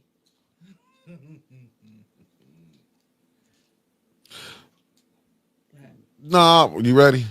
No. Oh, I'm just saying, man, I'm not sitting up here going through all of that, man. We be giving these people been sitting up here play games then because we like them. We supposed to be like, see, thank you, Miss Eunice. Thank you for keeping it honest. It was very disrespectful. Tried to turn it into an argument. All he wanted to do was explain his position. That's why we got Neely in right now. Okay, That's why we got Neely in right now. So this to me is just ridiculous when he's just talking on and on. But I think that was our wrong time. We need another. I think it's 11:50. It's the time stamp.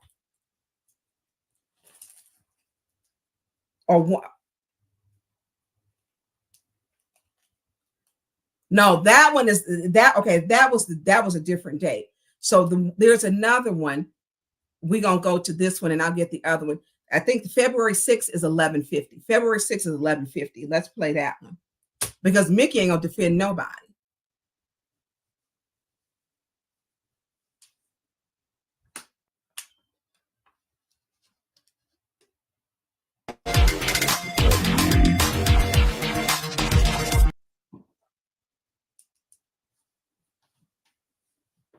You picked a hell of a bunch, boy. I tell you this, you picked a hell of a bunch to take down city council. Oh my God. You gotta go ahead. It's my daughter. Hello.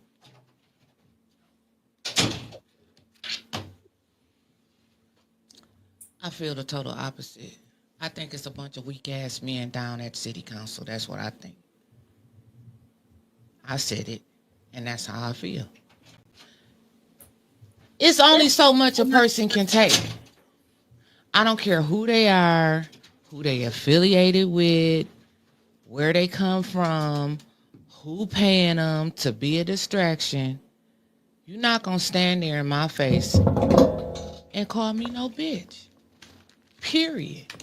I don't care who you are. Don't think just because I done got a divorce and I'm out here by myself that you gonna disrespect me. That's never gonna happen. So we gonna put that on the floor right now this morning. I'm tired of Rich Jones walking all around the back of me, the side of me, the front of me. I know all that sticks and stones can't break your bones and words. I know all of that shit. But when you look at me dead in my face on your little Obama phone, that when you turn it on say BLU, everybody know what the Obama phone look like. Talking about, and B. Marie was standing right there. That's why she made the post in her group last night, but unfortunately it got taken down. I guess somebody made her snatch that down. Because they want to be active about who bitches around here in Flint. They go up to that podium every week talking about Johnny G called the black lady a bitch. But you can call this one a bitch all day. I'll be your bitch. But let's not be selective on who we call bitches. And everybody that was up in there, did nobody say shit to him but Tanya Burns? Nobody but Tanya said, you need to be warned. You need, and Candace, he's leaving. I'm on a phone call. B was standing right there. He looked dead at me in my eyes and said, yeah, I can't wait to, I clipped it. I got the video. It's on video. Y'all heard me. So I can sue these bitches. How you gonna sue somebody you ain't even got no damn water bill? You ain't even got no lights on in your house that you claim you stay in on Dewey Street when we know you don't. Then you gonna get up there at the podium, Rich Jones. I'm gonna give you content today so you can go live. You can start now, going live, and go live until in the morning, okay? stay up all night and talk about me. Because I done had it up to here with you and your little antics. And whoever paying you. Because we know you getting paid because you used to buy your jewelry from the damn hair store, okay? Let's put it on the floor. When we had that write-in form, candidate form up there at Burston, and when Jaleel bought his microphone and speaker up there, his wireless mic, every time you took it, it started radiating from that fake-ass jewelry that you had on. Let's go back there.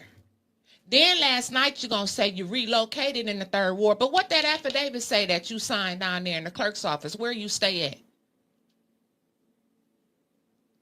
Then you want to console me a couple weeks ago when I was up at the podium. It wasn't even 12 hours later. We was 8-10 hoes again. It may be okay with some, but it ain't okay with me. Well, no, I'm going to speak on that. And I'm just going to let you know. No, let me say this now, because I see where this is going. Let me say this first of all. Now, all this going, but I've been told you leave Rich alone. See, you don't be want to listen on that. All that I when didn't say nothing to him last hold night. on, but let me say it. All that what he doing, I've been telling you that going to give him that attention. How many times have we done, I know I done been up on the elevator with him, he don't say nothing, he keep his head down. What I'm going to give a dude that ain't got nothing going on for? I told you even when he said it when he was looking. I don't expect nobody to. You ain't my man. No, I don't expect you to stand up for me. No, but I look at it like this. With all of them, what is you gonna sit up there and do? Everybody seem like they be right back cool with everybody. Like I told you, if he ain't saying your name, if it don't apply, let it fly. He looked me in. I don't know if you was saying because you was looking straight ahead.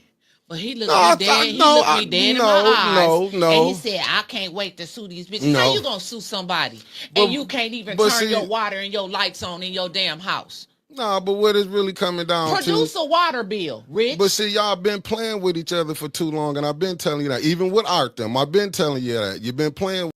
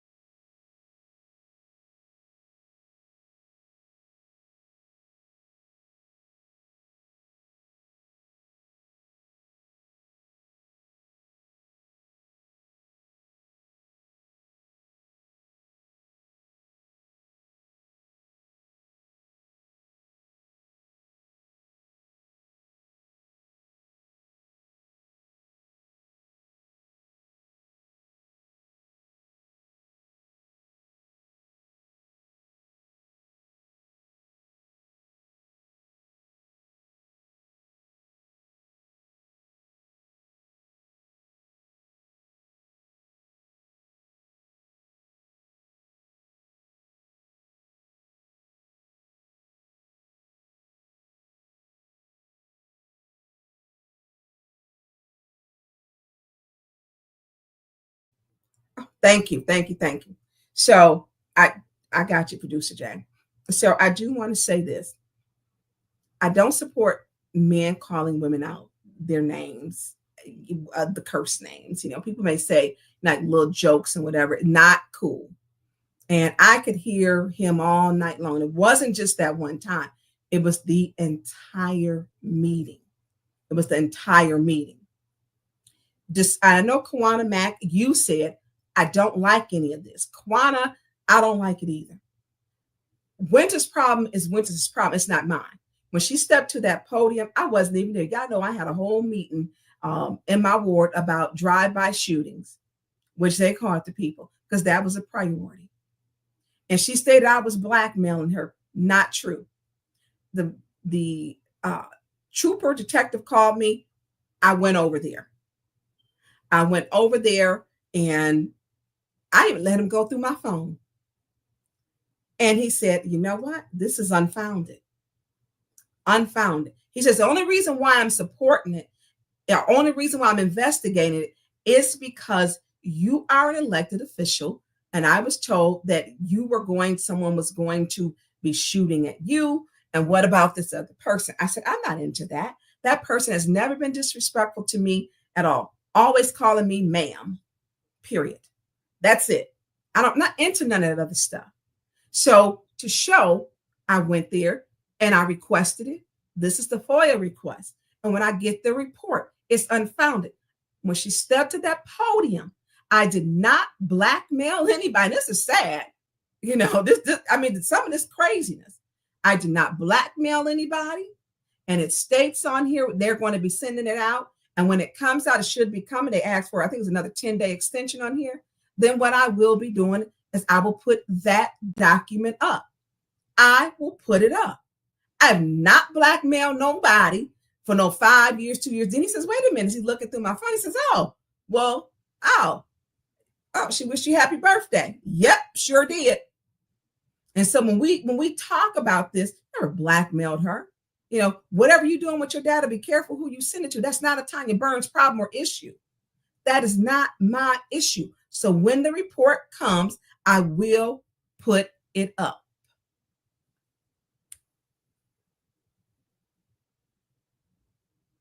So give me some thumbs up if you can hear me, because some people are saying they can't hear me.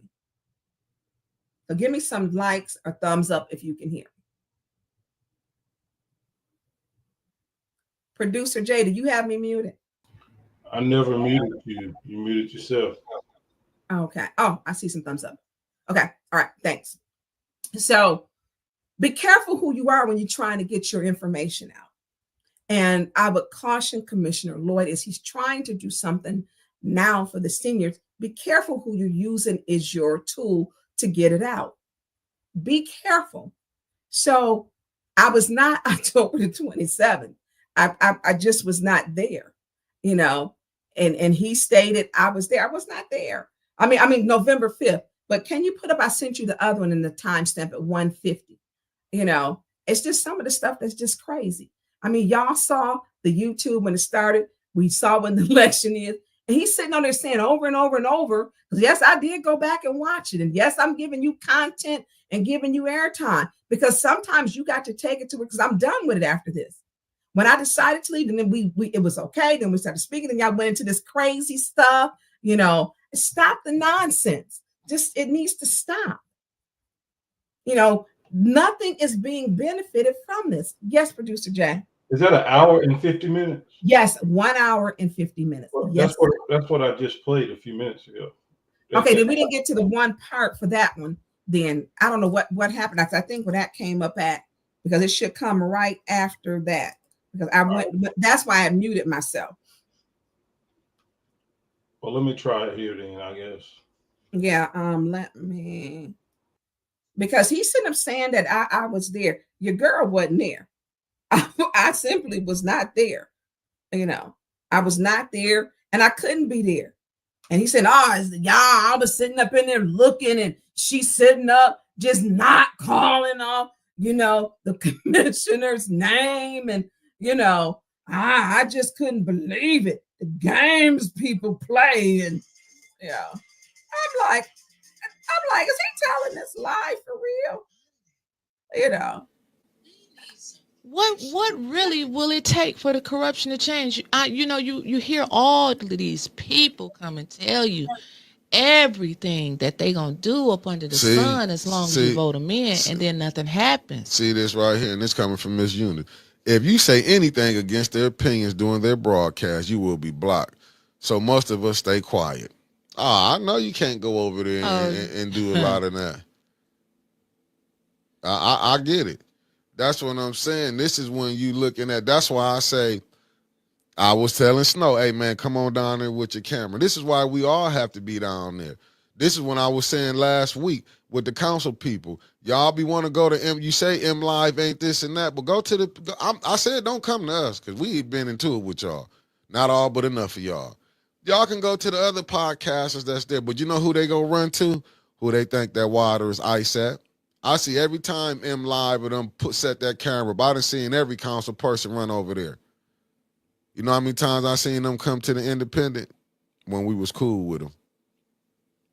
When we was cool, they'd come run over there too. That's all right. We got RL. He come up to us every time. Every time. Real. That's what I'm saying. No, but you still got some. You still got some solid ones, but it's not enough.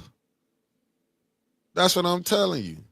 I'm telling you that right now when you look at it. But I guess because these the people that we love and they gonna do this and that, them people are cold-hearted cutthroats. So don't do what they want and see how you get did. Right. You know what I'm saying? Like I say, they'll play games, they'll use all this type of stuff. That's why I'm straight. Don't come. You went and tried to use M Live, didn't read the whole article. But that's the hill you want to go up on. Go ahead.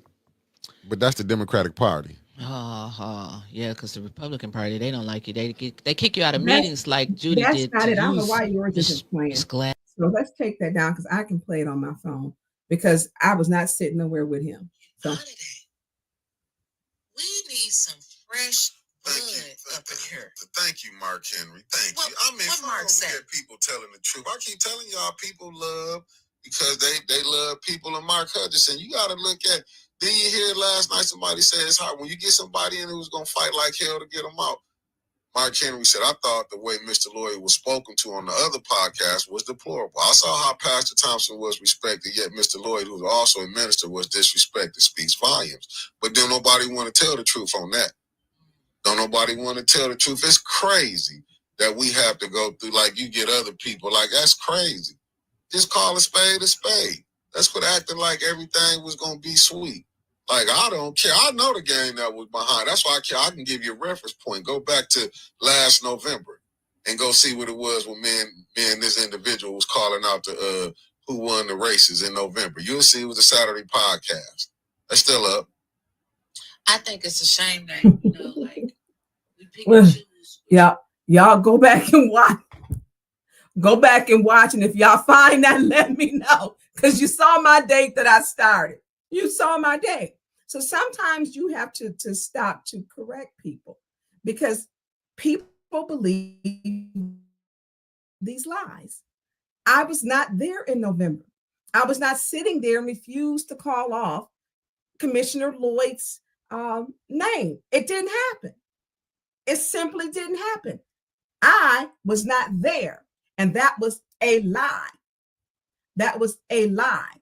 And the fact that he is saying it, and he kept saying it throughout the entire time. Go back to November. It's there. It's there. And I disrespected Commissioner Lloyd. Pastor Thompson came on, and I want this to be clear when they quote me. When I talk to Pastor Thompson, sometimes I'll be like, hey, this is in the vault. He came on in his official capacity as a pastor. Because I'll always say Pastor Thompson is that dude because he works in the community. And when we have a friendship when we're talking, it's not saying he was in his official capacity. Commissioner Lloyd didn't come on in his capacity as a minister.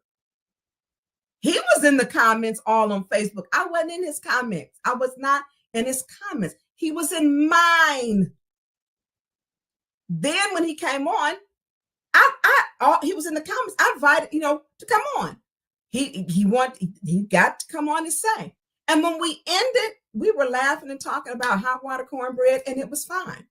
They took something that wasn't bad and made it something that was bad. And the part that was, I don't even know what to call it. Commissioner Lloyd should have not been in those comments going with two people who have not been factual. Because I was not over there in November. I just wasn't. And so they're saying, hey, well, we'll take care of it because that's how politics go. We'll play the bad person, use me in the comments being good. But they were lying. They were lying. I wasn't there in November. And I showed you guys. I showed you and proved it. And y'all go over there and look at it yourself. It's on YouTube. You can look it up. You ain't got to take my word for it. But I think this is why, when I made the post, that sometimes we allow people our silence allows us to keep people in harm's way that should be exposed. They need to stop. I'm not your content, bruh. I don't know what your content is. Do I like where we're at? I do not. I do not like where we're at. I mean, I should be able to share, and it was, I would give information to them to put out. If you a podcaster, because they do a daily show, y'all remember me giving them shout outs. Watch the morning bump every Monday through Friday, 9 to 11. I was giving them shout outs. Then when they decided to, I don't know what to call it. So I get the people who say I shouldn't have to choose. I'm not asking you to choose.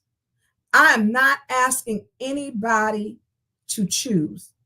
And what I'm saying is be fair and be truthful. Tanya Burns was not sitting up in some room with you on no Saturday, November 5th, and going over some numbers. It wasn't happening. As his name was read off, it just didn't happen. You saw the video, you saw the date, and he kept saying this throughout the entire meeting. And Big Daddy 11 says they was never with you. Listen, when it's time to move on, it's time to move on. I don't want to put my energy into that. What I want to put my energy is taking care of my community. Me and Commissioner Lloyd was not talking about feeding a community. He didn't come on here as pastor. He didn't come on here as a pastor. He wasn't disrespected. When you talk about politics, you're talking about issues in the community. And all issues ain't a happy thing. The diversity, equity, inclusion was not. I did not make that article. And then M lies. What I read was from the article. And what I read was what he voted on. That was what he voted. Wasn't what I voted on. They put his record in. When we talk about, why are we talking about, and some people don't like it, diversity, equity, and inclusion, is because when we talk about it, they're taking it away. Why do you think Target was charged with that 15 billion? Was that what, correct me if I'm wrong with the number, and why they got blackout dates because of the DEI? Because it matters. You don't get rid of DEI, you improve DEI. And I'm going to say that if I vote against my own race, color, children, handicapped, veterans, then y'all charge that to me. But what you need to do, for me, it was improve it. And we had this conversation live. It was not planned. It was not a planned conversation at all. It happened live. I invited him in. A conversation in public, in person to person, would have been probably a little different, probably for him and I. It would have been different. But he did two resolutions. One resolution,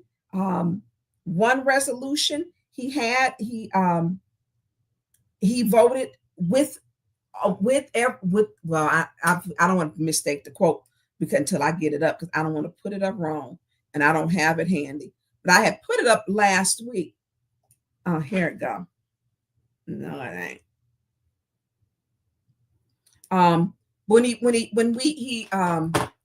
voted, and it's not just him. The issue was, the article was about Sean Shoemaker. There you go. Thank you, producer Jack. So so there were two that he voted on.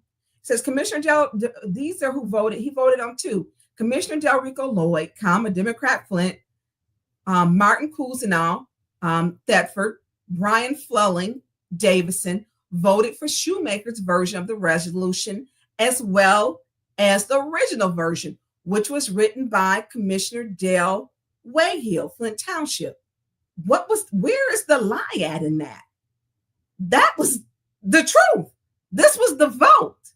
What I'm saying is, because my question, and him and I had some very good dialogue, and I did not know, and he says, well, Shoemaker has been getting threatened. And I said, he shouldn't do that. I said, I did a case with Shoemaker. Shoemaker is supporting G-Car. My thing, sometimes, yes, we do have to bring people to the table to iron out the differences. University of Michigan has a diversity equity program.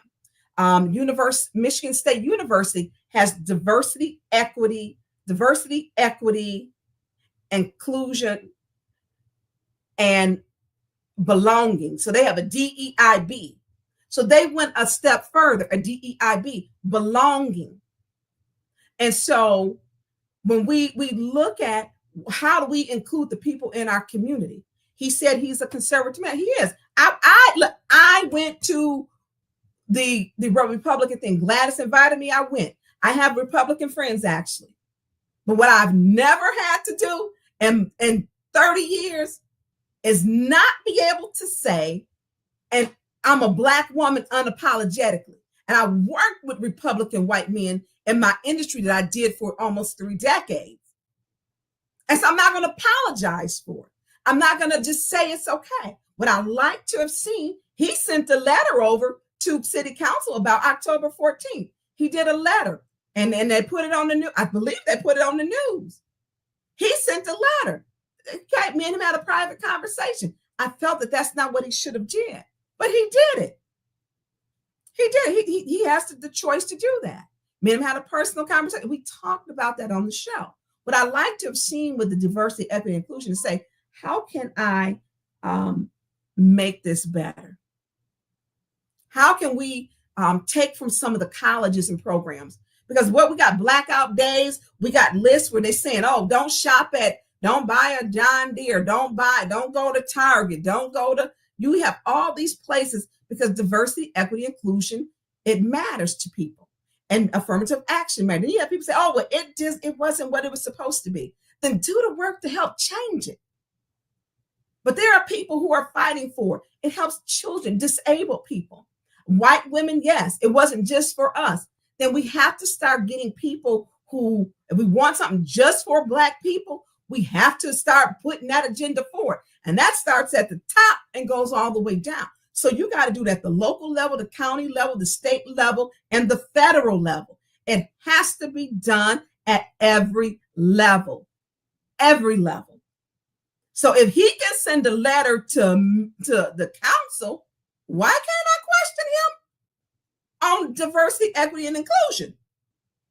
And we had this conversation. I didn't agree with the letter, but nobody went and attacked him and made false accusations that I was sitting in the room or he was sitting in the room calling off and said, oh, he didn't vote for Tanya Burns, or he didn't say Tanya Burns' name, because some folks want to keep up confusion because that's their content. I put up how the vote was. I told everyone to go vote, to go. He has his meetings, I think every other week. They're on Wednesdays across from City Hall at the county building, 3rd floor at 5:30. We talk like adults and we said it in front of everyone. I invited him in. I wasn't rude. He's not my pastor, let me be clear. But we were respectful to each other. We didn't agree on everything, but we were respectful. We came as elected officials, understand and what capacity that the conversation was to be held in. And I'm going to say it again. They need to understand what capacity that the conversation was to be held in. I'm not going to allow them to compare Pastor Thompson to Commissioner Lloyd because he didn't come on. It's Pastor Lloyd. It's the capacity. He came on. And when you get to talking, I don't care my elected seat, I don't care if you're a man, woman. I don't care if you wear your jacket backwards. I don't care if your shoes don't match, your socks don't. That ain't my problem. We were going over the issues. He sent the letter. Y'all heard about it. So for me, when they took that to exploit that, because they got this thing or whatever with Tanya Burns, Mickey Jordan needs to stop lying. Went to step to that thing and stated I was blackmailing her. That was not true. That was a lie. It was a lie. And when the report comes back, I'm unsure because it is a felony. You cannot file a false police report. You can't. Now, I wish I could say, because literally, y'all, I got other stuff to do. Because like I said, y'all used to hear me say, hey, watch the bump every Monday through Friday, 9 to 11 on this platform, on this one. I wish I could still do that. When you get people who got problems, I don't even know what their problems are because I'm not calling the ass. I should be able to just send stuff to them because they do a daily show. Because when it's about the community, you keep your community together. Now, everybody that They say, some people say, we don't want outsiders. Everybody's outsiders in the Bible. When you got outsiders causing division like the mayor, then that's a problem. And I'm going to speak up about it. I am. Now, Commissioner Lloyd has on Tuesday, 1:00 p.m., he wants people to join him for a conversation with the seniors. I support that. He has a meeting on this Wednesday, 5:30. Let them know what you want them to support Beverly Lewis for the Hasselbring Senior Center, for what she has done and the weight she's had to carry on her shoulders. No jokes about it. That lady has carried a burden that was not hers. And it was days when she doubted herself, should she go on? And she did. She did. So Wednesday, 5:30 over at the county building. Oh, I ain't for no mess today. Y'all know I got a crazy stalker, a nut job calling me.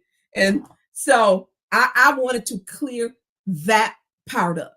So you can go on Beverly's page if you want to talk with her or meet with her. They got a moving date. They got to have more than one U-Haul. You know, they've been in that building. The services are not stopping. Pastor Reed, I am standing with you as long as you're supporting the senior center. And I appreciate that, because out of almost 400 churches, that church stepped up with their facility.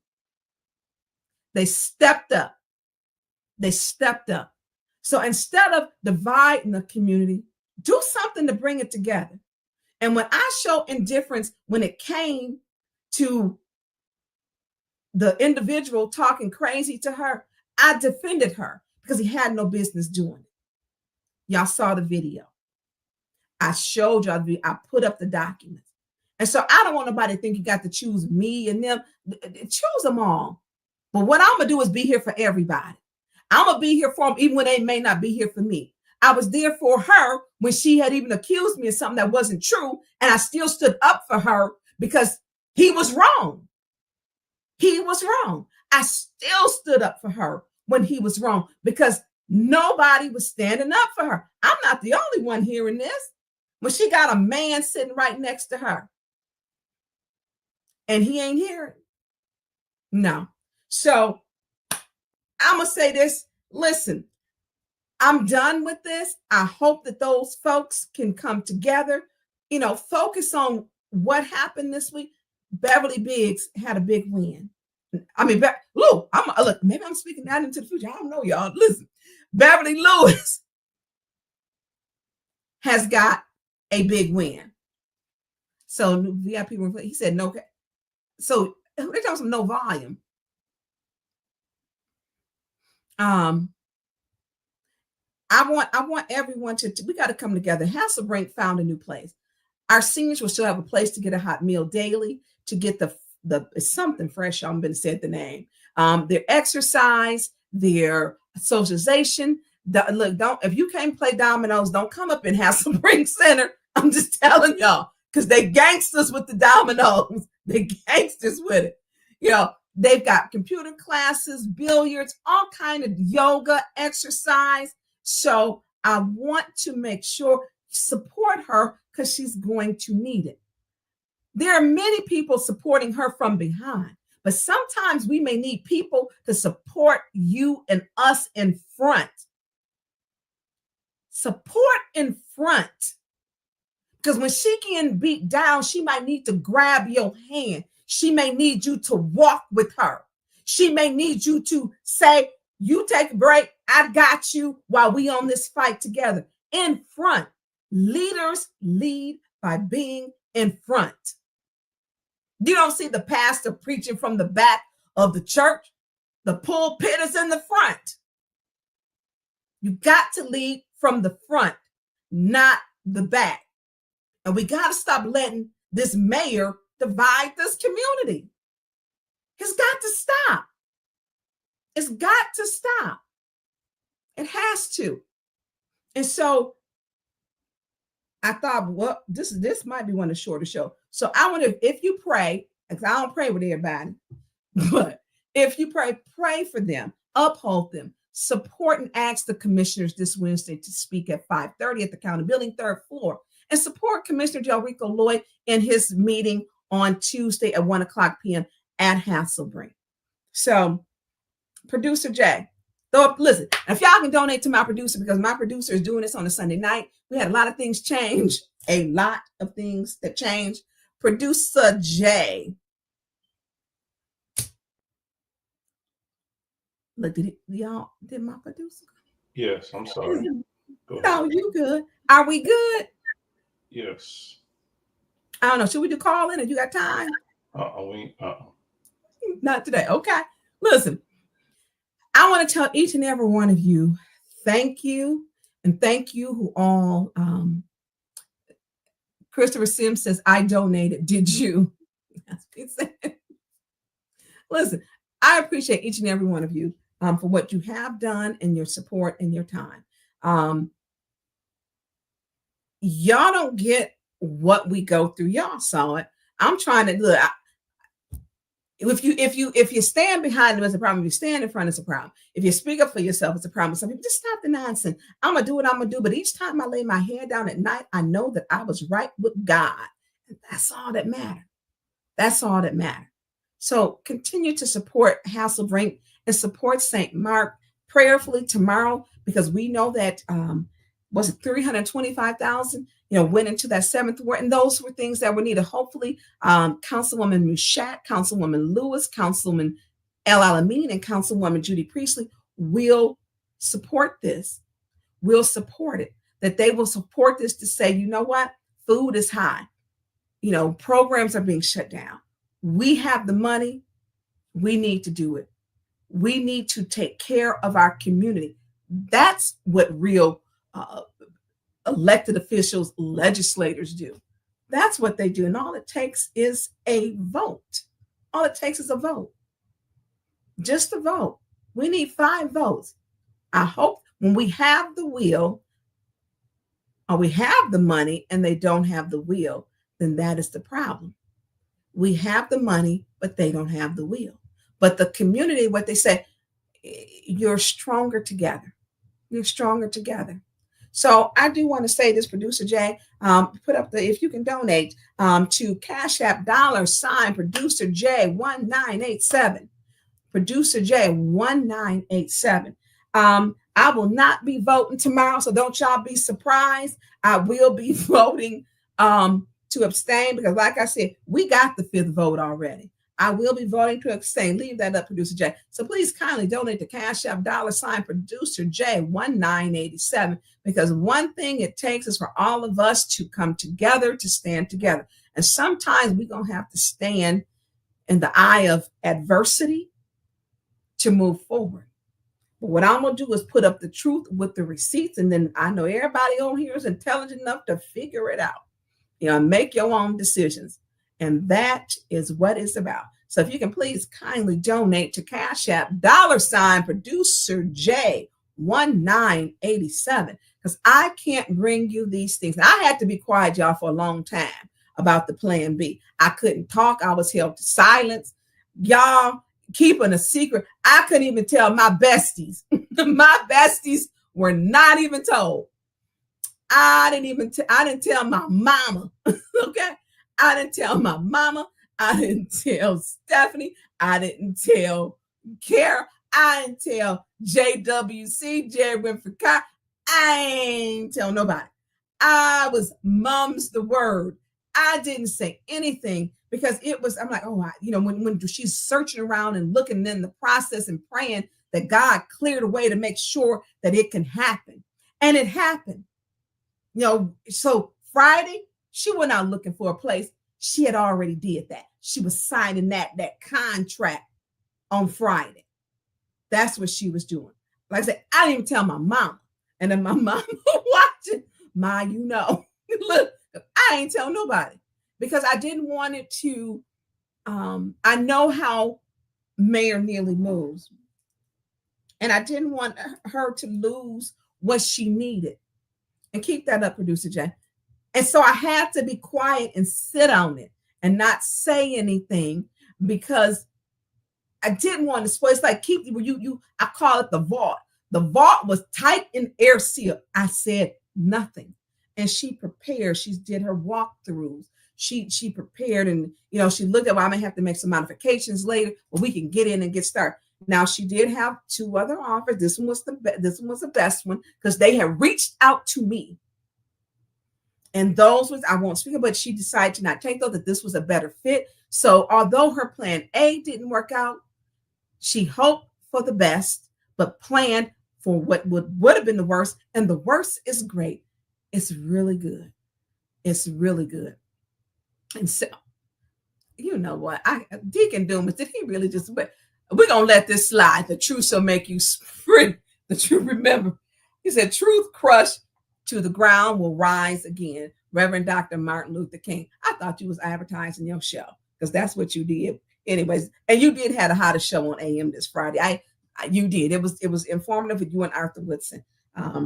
That show was good. And I hope that you two, as we talk about collaborating, bringing people who know what this community needs together,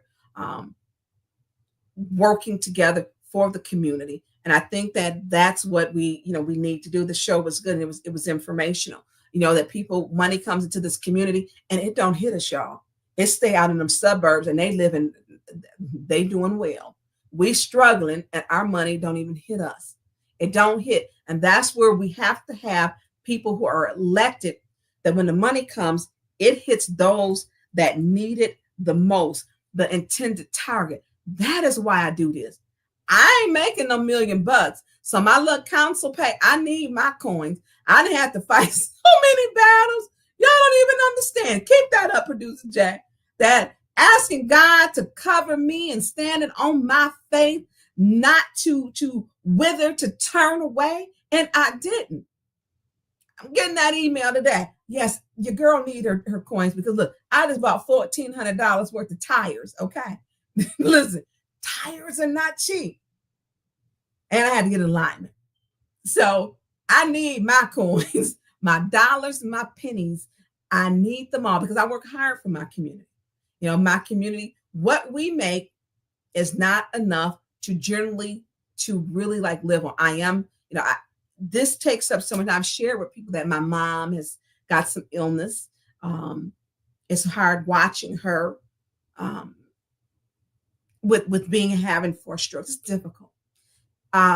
Knowing that if I hadn't prepared for this, I live now below my means, I should say. I'm not out there being flashy because it's the work. And people keep saying, my friends say to me, stop, take some time for yourself. Stop, pull back. And then I got to deal with nonsense with some degenerate calling me playing on the phone, playing on the phone. I truly mean when I care about my community because I come from doing business and that was I did work for the City Economic Development because I see the promise it is in Flint. I see that things can change. I see and believe in my community being a better community, but we need better leaders in our community. We have to have better leaders. It cannot be for yourself. I'm not riding in no new car. Look with attorney fees and everything else, they keep your girl in court. It gets a little rough out there. And so I'm not going to give them anything to where they can say, I don't like orange. Y'all don't want to be in jail wearing the Bam Bam suit before you go to prison. Your girl don't want that. And so when we talk about why you do it, is it a job or is it a calling? Are you called to help your community in the form, look, this fool calling back, in the form of a public servant? Are you called to help in the form of a public servant? And that's what we have to look at and look where people's hearts at. And it ain't always easy. You look at John Lewis, and he said, sometimes you got to get in good trouble. He said with some people that it wasn't easy. You look at Fannie Lou Hamer. Fannie Lou Hamer was in Mississippi registering people to vote and fighting in her town, Ruleville. Look, y'all, I'm going to let them listen to me. So Fannie Lou Hamer was in Mississippi, Ruleville, and she was trying to register people to vote. And if she was registering people to vote, she had ended up getting arrested. She fought. And you can, I put the movie up. It's a really good movie. And so you look at what she did when she was in prison. Well, not she was jailed. The sheriff told a black man to beat her. When he finished beating her, another black man took over beating her. They hurt her. She had a blood clot. She had all kind of issues from the beating. So they often will get someone who looked like us to come after us. Watch the movie. It's a PBS movie. It's on my page. And what you can do is watch it. It's only like 50 something minutes. So it's not even a full hour. No, there aren't any commercials. And what she went through, she was determined to get people registered. She talks about in this movie, the three who went down there. And remember the movie Mississippi Burning, where they had killed them. They went down to register them. I think there were 2 white and 1 black. And they had killed them and chopped them up and put them in a pig farm. And that movie, Mississippi Burning, she talks about that. That was the incident in the movie Mississippi Burning. So I also put Black History Facts up on my page. They're on there. The Pullman Porters, watch that one. The Defender newspaper in Chicago, which is still in operation, but now it's digital. So when you watch that, they talk about how the Pullman Porters they basically came from slaves. They were the porters on the trains, and how they only got, I think, 3 hours of sleep. Watch that. Some of these are some great movies. I love a documentary. Watch it. And how they took, in Chicago was the Union Station was the biggest hub. And so they would take the newspapers, smuggle them onto the trains, drop them off in the South. No paper was wasted. Each paper was circulated 4 to 5 times for people to read. You done reading the paper, pass it on. And then when it was done being read, they used it for insulation in the walls of their homes. Nothing was wasted. Nothing was wasted. So when you know your history, you'll pay attention to what's happening now to make sure it's not erased. You'll make sure that it's not erased. And that is something we have got to do. Don't be ashamed to be where you care, that we're different, that we have different foods. Our culture is different. Our clothing is different. Our ancestors don't claim it and love it. I celebrate our differences. They're changing our holidays. They're banning books. They're trying to erase who we are. We are all not the same. America is supposed to be called a melting pot for a reason. Celebrate our differences. So I always put up Black History Facts because I want, and I don't just do I do Native Indigenous people. I do that. I mean, I celebrate Cinco de Mayo. I mean, St. Patrick's Day. My grandmother was Irish, y'all. My great grandmother, she was part Irish. And so, we have to understand that it's space for everybody, and we're not all meant to be alike. How boring would that be if we all dressed alike? We all wore blue shirts and khaki pants, and we all had the same haircut. We all ate the same meal on Monday. We all drove the same color car. We all had the same style house. We're meant to be different. We're meant to be different. And so with that in closing, for each and every person that has shared your time with me, including my stalker that just called about 5 minutes ago, I appreciate and pray for him now, because I didn't got it off my chest, and I pray for that sick individual. And so I want you all to enjoy your Sunday. Support Miss Beverly. Beverly Lewis, that third word race tomorrow. We'll be going over that. The meeting's probably not going to be very long. There's not a lot that's on there. It's not. Arthur Woodson said something really profound. He said, I want to see 2 people make it through the race. He said, I want to see Beverly Biggs. Y'all, I'm messing up the Beverlys. He wants to see her make it through the race. And he wants to see AC Dumas. So what I would like to do, y'all make sure you support people who care. Again, is it a calling or is it a job? Are you going to do something that's beneficial to change your community. Look, y'all, this fool's still calling back, whoever this is. So, y'all do know I'm going to have to be getting a ride again. Y'all know how that make Liddell feel. And this person calling. Y'all heard him call. I don't even know how many times. Now, you know, because they done told me and talk crazy. They're going to F me up and all of this. You know your girl going to be requesting a ride again. And that just makes Liddell crazy. So to her person who just loves her, you just got Tanya Burns some more rides because you're showing your ass. You're showing your ass. So this person, whoever they are, will keep showing their ass. You know, Liddell gets mad. Oh, look, I have no problem. We're gonna put the number up there because we're gonna make a clown up. So the number is, oh God, they didn't call this many. Oh my God, it's about 10 calls. So the number that they were calling from is 251-552-1039. Again, somebody put it in the chat. The number is 251-552-1039. So that is, somebody put that. Yeah, 25. Look, thank you, Patrick Jean. 251. Hold on, y'all, just a sec. I need to mute. Hey, good. I'm doing my podcast.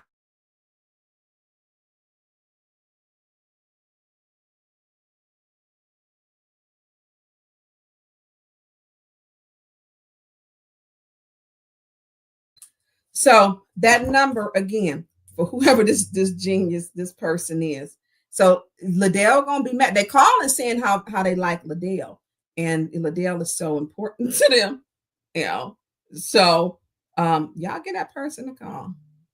So again, that's 251-552-2139. That's the number they're calling from. And so this is where they calling from. 251-552-1039. And so that's, you know, it's probably one of them apps. Yeah. But this is what they, you know, this is what they got time to do. I don't have that kind of time. I really don't. But what they just did was give me some more rides. And they did it live. As much as they love Liddell and Candace is what they calling to say, and all this crazy stuff, I'm gonna have to have an escort again. And that just ticks Liddell off. It ticks her off. And so this is crazy. This is insane. So I don't know if they do calling for the night, but I don't get paid enough to do this, y'all. So it's a look, it's a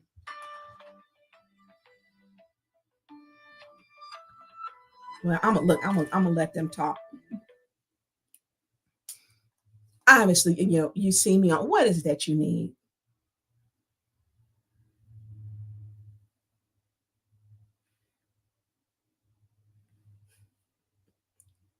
Somebody has a mental health problem. Okay, I did, Jade. I answered. They don't want to talk now.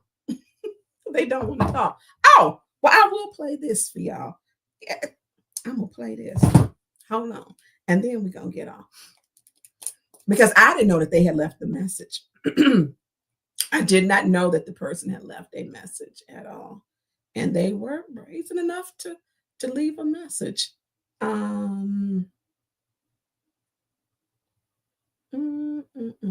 At this point, look, y'all, I'll be getting my rides.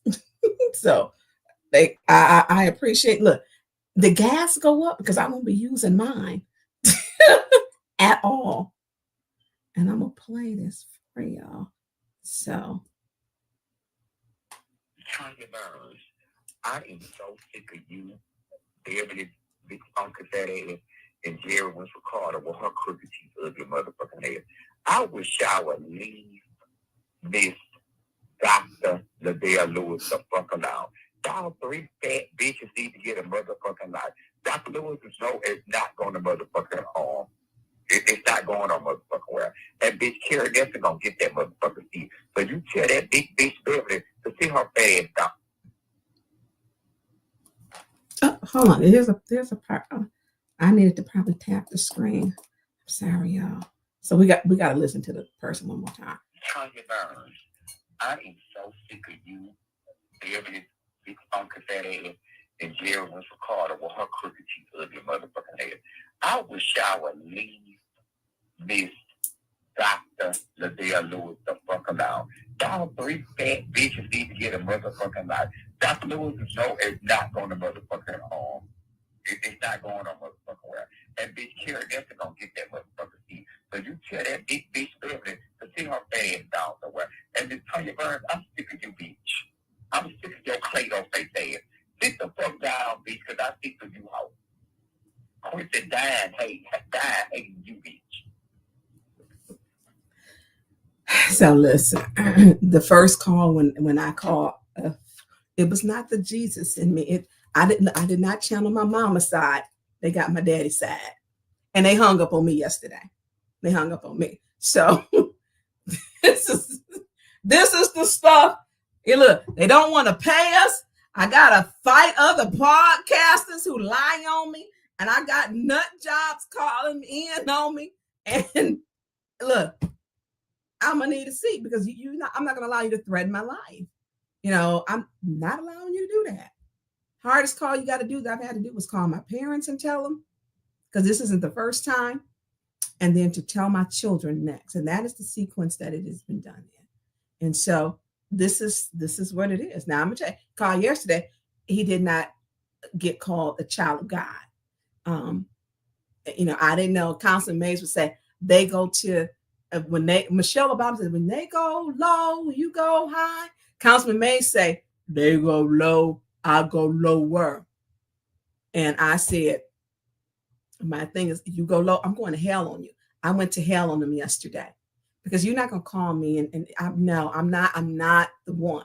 You can choose where you're going to get respectfully. You come to me respectfully, I'm respecting. You come to me crazy, that's what you're going to get. I don't call people and play on people's phones. I don't do that. So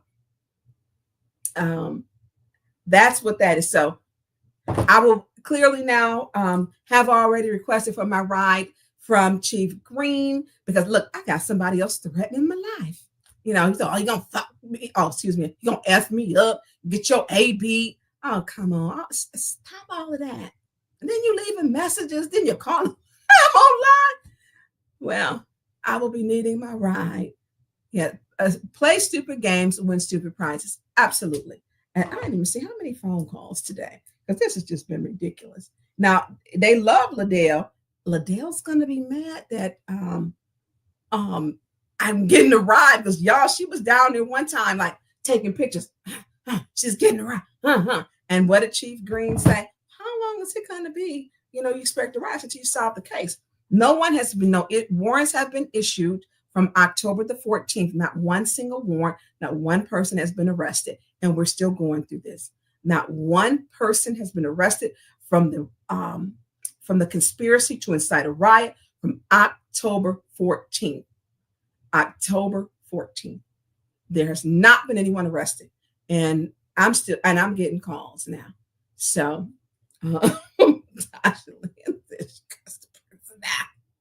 thank you. So listen, we done covered a lot of stuff, y'all. I'm tired. And if y'all don't think, I want to say to my colleagues, because I won't just say things that I do. I want them to support all 8. I appreciate them supporting all 8 for Bethel. I hope we can get 5 votes. I hope all 8. And so I want that. I want a better council. How we get there, I don't know.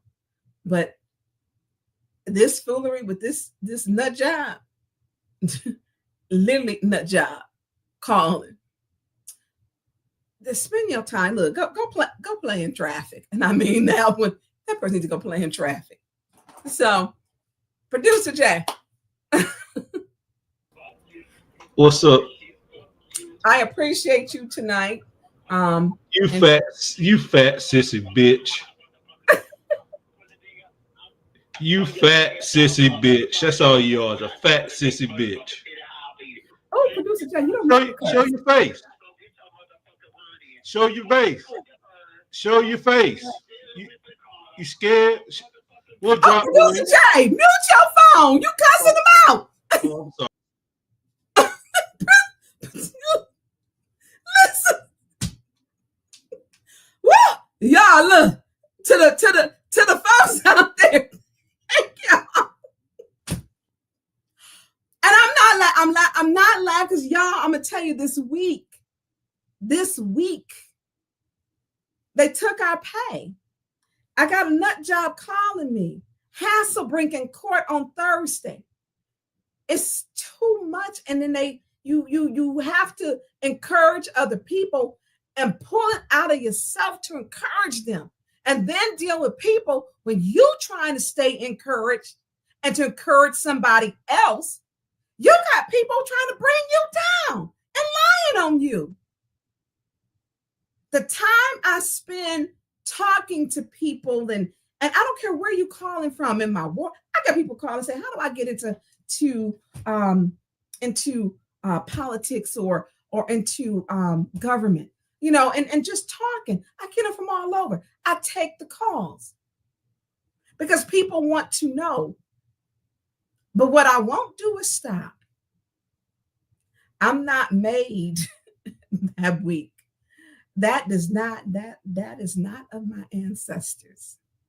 It is not. It's not. So Liddell's nut job fan who keep calling me because he is her nut job fan.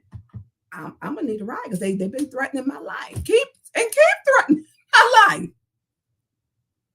So that's gonna make her very mad because she did the whole photo shoot of me when we were in the garage. Literally stopped, turned around, and was mad. Producer Jay, you okay? I'm sorry. I you called my name and I hit the button. I didn't mean to, but I was getting a little worried. I think you should stop mentioning nuts though, because I think he likes nuts. Okay, we're gonna get off the phone here, y'all. Listen, we're gonna get off. So everybody has been called the nut job. Who has time? We are going to now. Y'all know how this goes. You can't threaten elected officials. You can't do it. You just can't do it. You can't. And so I can't fight for my community and then worry about keeping my life safe. It's crazy. I should not have to do that. I should not have to fight to help the seniors. We should be saying, how do we help Beverly Lewis and Hasselbring instead of taking away? Look, now look, yeah. And so we should not be doing this at this point at all. And so whoever it is unhinged, and that's just what it is. So everybody that's been calling my personal phone, I see y'all didn't call, and thank you. And I know I'm gonna have some conversations with with some other people, with my family members, and number one, my kids. But I do want to say thank you to each and every one of you who have been on here and who have supported me. So I appreciate Eddie Gray, even you on here. Thank you, Fun After Dark, Carl Lewis, everyone that is on here, because y'all, this is really, Flint does some strange stuff. Otis Johnson, thank you, Pat, and to my moderators, Patrick Jean and I saw you on here. And hey, Shanetta, hey girl. And I want to say thank you to Sheena Beckton and Stephanie Rogers was not supposed to be moderating. We had a talk, and then she's gonna be calling me when I get off the phone. I know, but give me 10 minutes, Steph, because you know my mama didn't call me. So I gotta have that call with her. So I want Jessica, thank you for being on here.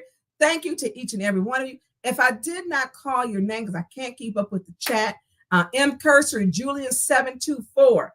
Put in where y'all from. I appreciate I had to call and tell my mods, Jade Williams. I had to put in for my mods and say, hey, because I write a show. Your girl actually prepares and doesn't run a show. and the runner shall be real so that we stand on target. My minds, I had to tell me may have somebody in there. I need y'all to make sure that y'all handling this, handle what's in the comments, because you, as Beverly Lewis did, you hope for the best, you prepare for the worst. And right now, producer Jay, Sheena Beckton, Stephanie Rogers, and Patrick Jean, y'all are the MVPs for, look, y'all, that job's still calling. Y'all are the MVPs for Flint. And so hopefully we'll have something great that will be coming out of all this, but Hasselbring has a place to go. Let's see if they change that building to the Eric Bradford Mays building. Let's see this. So anyways, I appreciate each and every one of y'all, and I'm going to send y'all love. Look, I'm be in the comments. I'm sending y'all love from my heart. Look, I don't know where my fan is, because y'all know I love that fan. I'm learning that song, and that little girl, she really know how to do it. That little girl, I like little girls doing, little girl dances, but she was good. she was good. Where them fans at? So anyways, I appreciate each and every one of you. Thank you for giving me your time. I'm going to be in the comments. Producer Jay, thank you for having my back, holding me down, being the man that spoke up for me. I didn't know he was going in like that. I didn't know that. But I appreciate my producer knowing that he can take it to the streets. Like, what you won't do is come over here and be disrespectful. So I appreciate producer Jay for everything that he does, and each and every one of you, those of you who call and check the nut job. Thank you. Thank you. For those who supported me and put something positive back in the comments, thank you. I appreciate each and every one of y'all. I appreciate what you have done. So, girl, but I'm gonna be needing a ride, because somebody clearly threatened my life. And on live, y'all. It is Liddell and Candace. Yeah, Liddell don't like, nobody getting rides, y'all. I'm just saying. But you can't threaten elected officials. You go to prison for it. You go to prison. All right. Love y'all. Sending y'all much love, Producer Jay. Look, y'all, donate Producer Jay. $ Cash App $ Producer Jay 1987. He had my back. He wasn't in the way back. He stood up in front. Not in the way back. He stood in the front for me. And for that, Producer Jay, thank you, because I appreciate it. Much love to each and every y'all. Y'all, look, tip the producer, because he's doing his job. Tip the producer, because he's doing his job. Let's put our music on, y'all. I appreciate y'all. Thank y'all. Thank y'all. It's the Tanya Burn Show. Tune in right now. Like and share. Our city needs that vow. Flint City News got truth to share. When we fight the darkness, we repair. Won't give up. We're standing tall and proud. Voices rising strong, no longer shrouded. Residents deserve what's right and fair. Together we can lift the despair. We fight, we win, we break the chains. Tanya Burns won't stand out in the rain. Our city dreams will make them true. With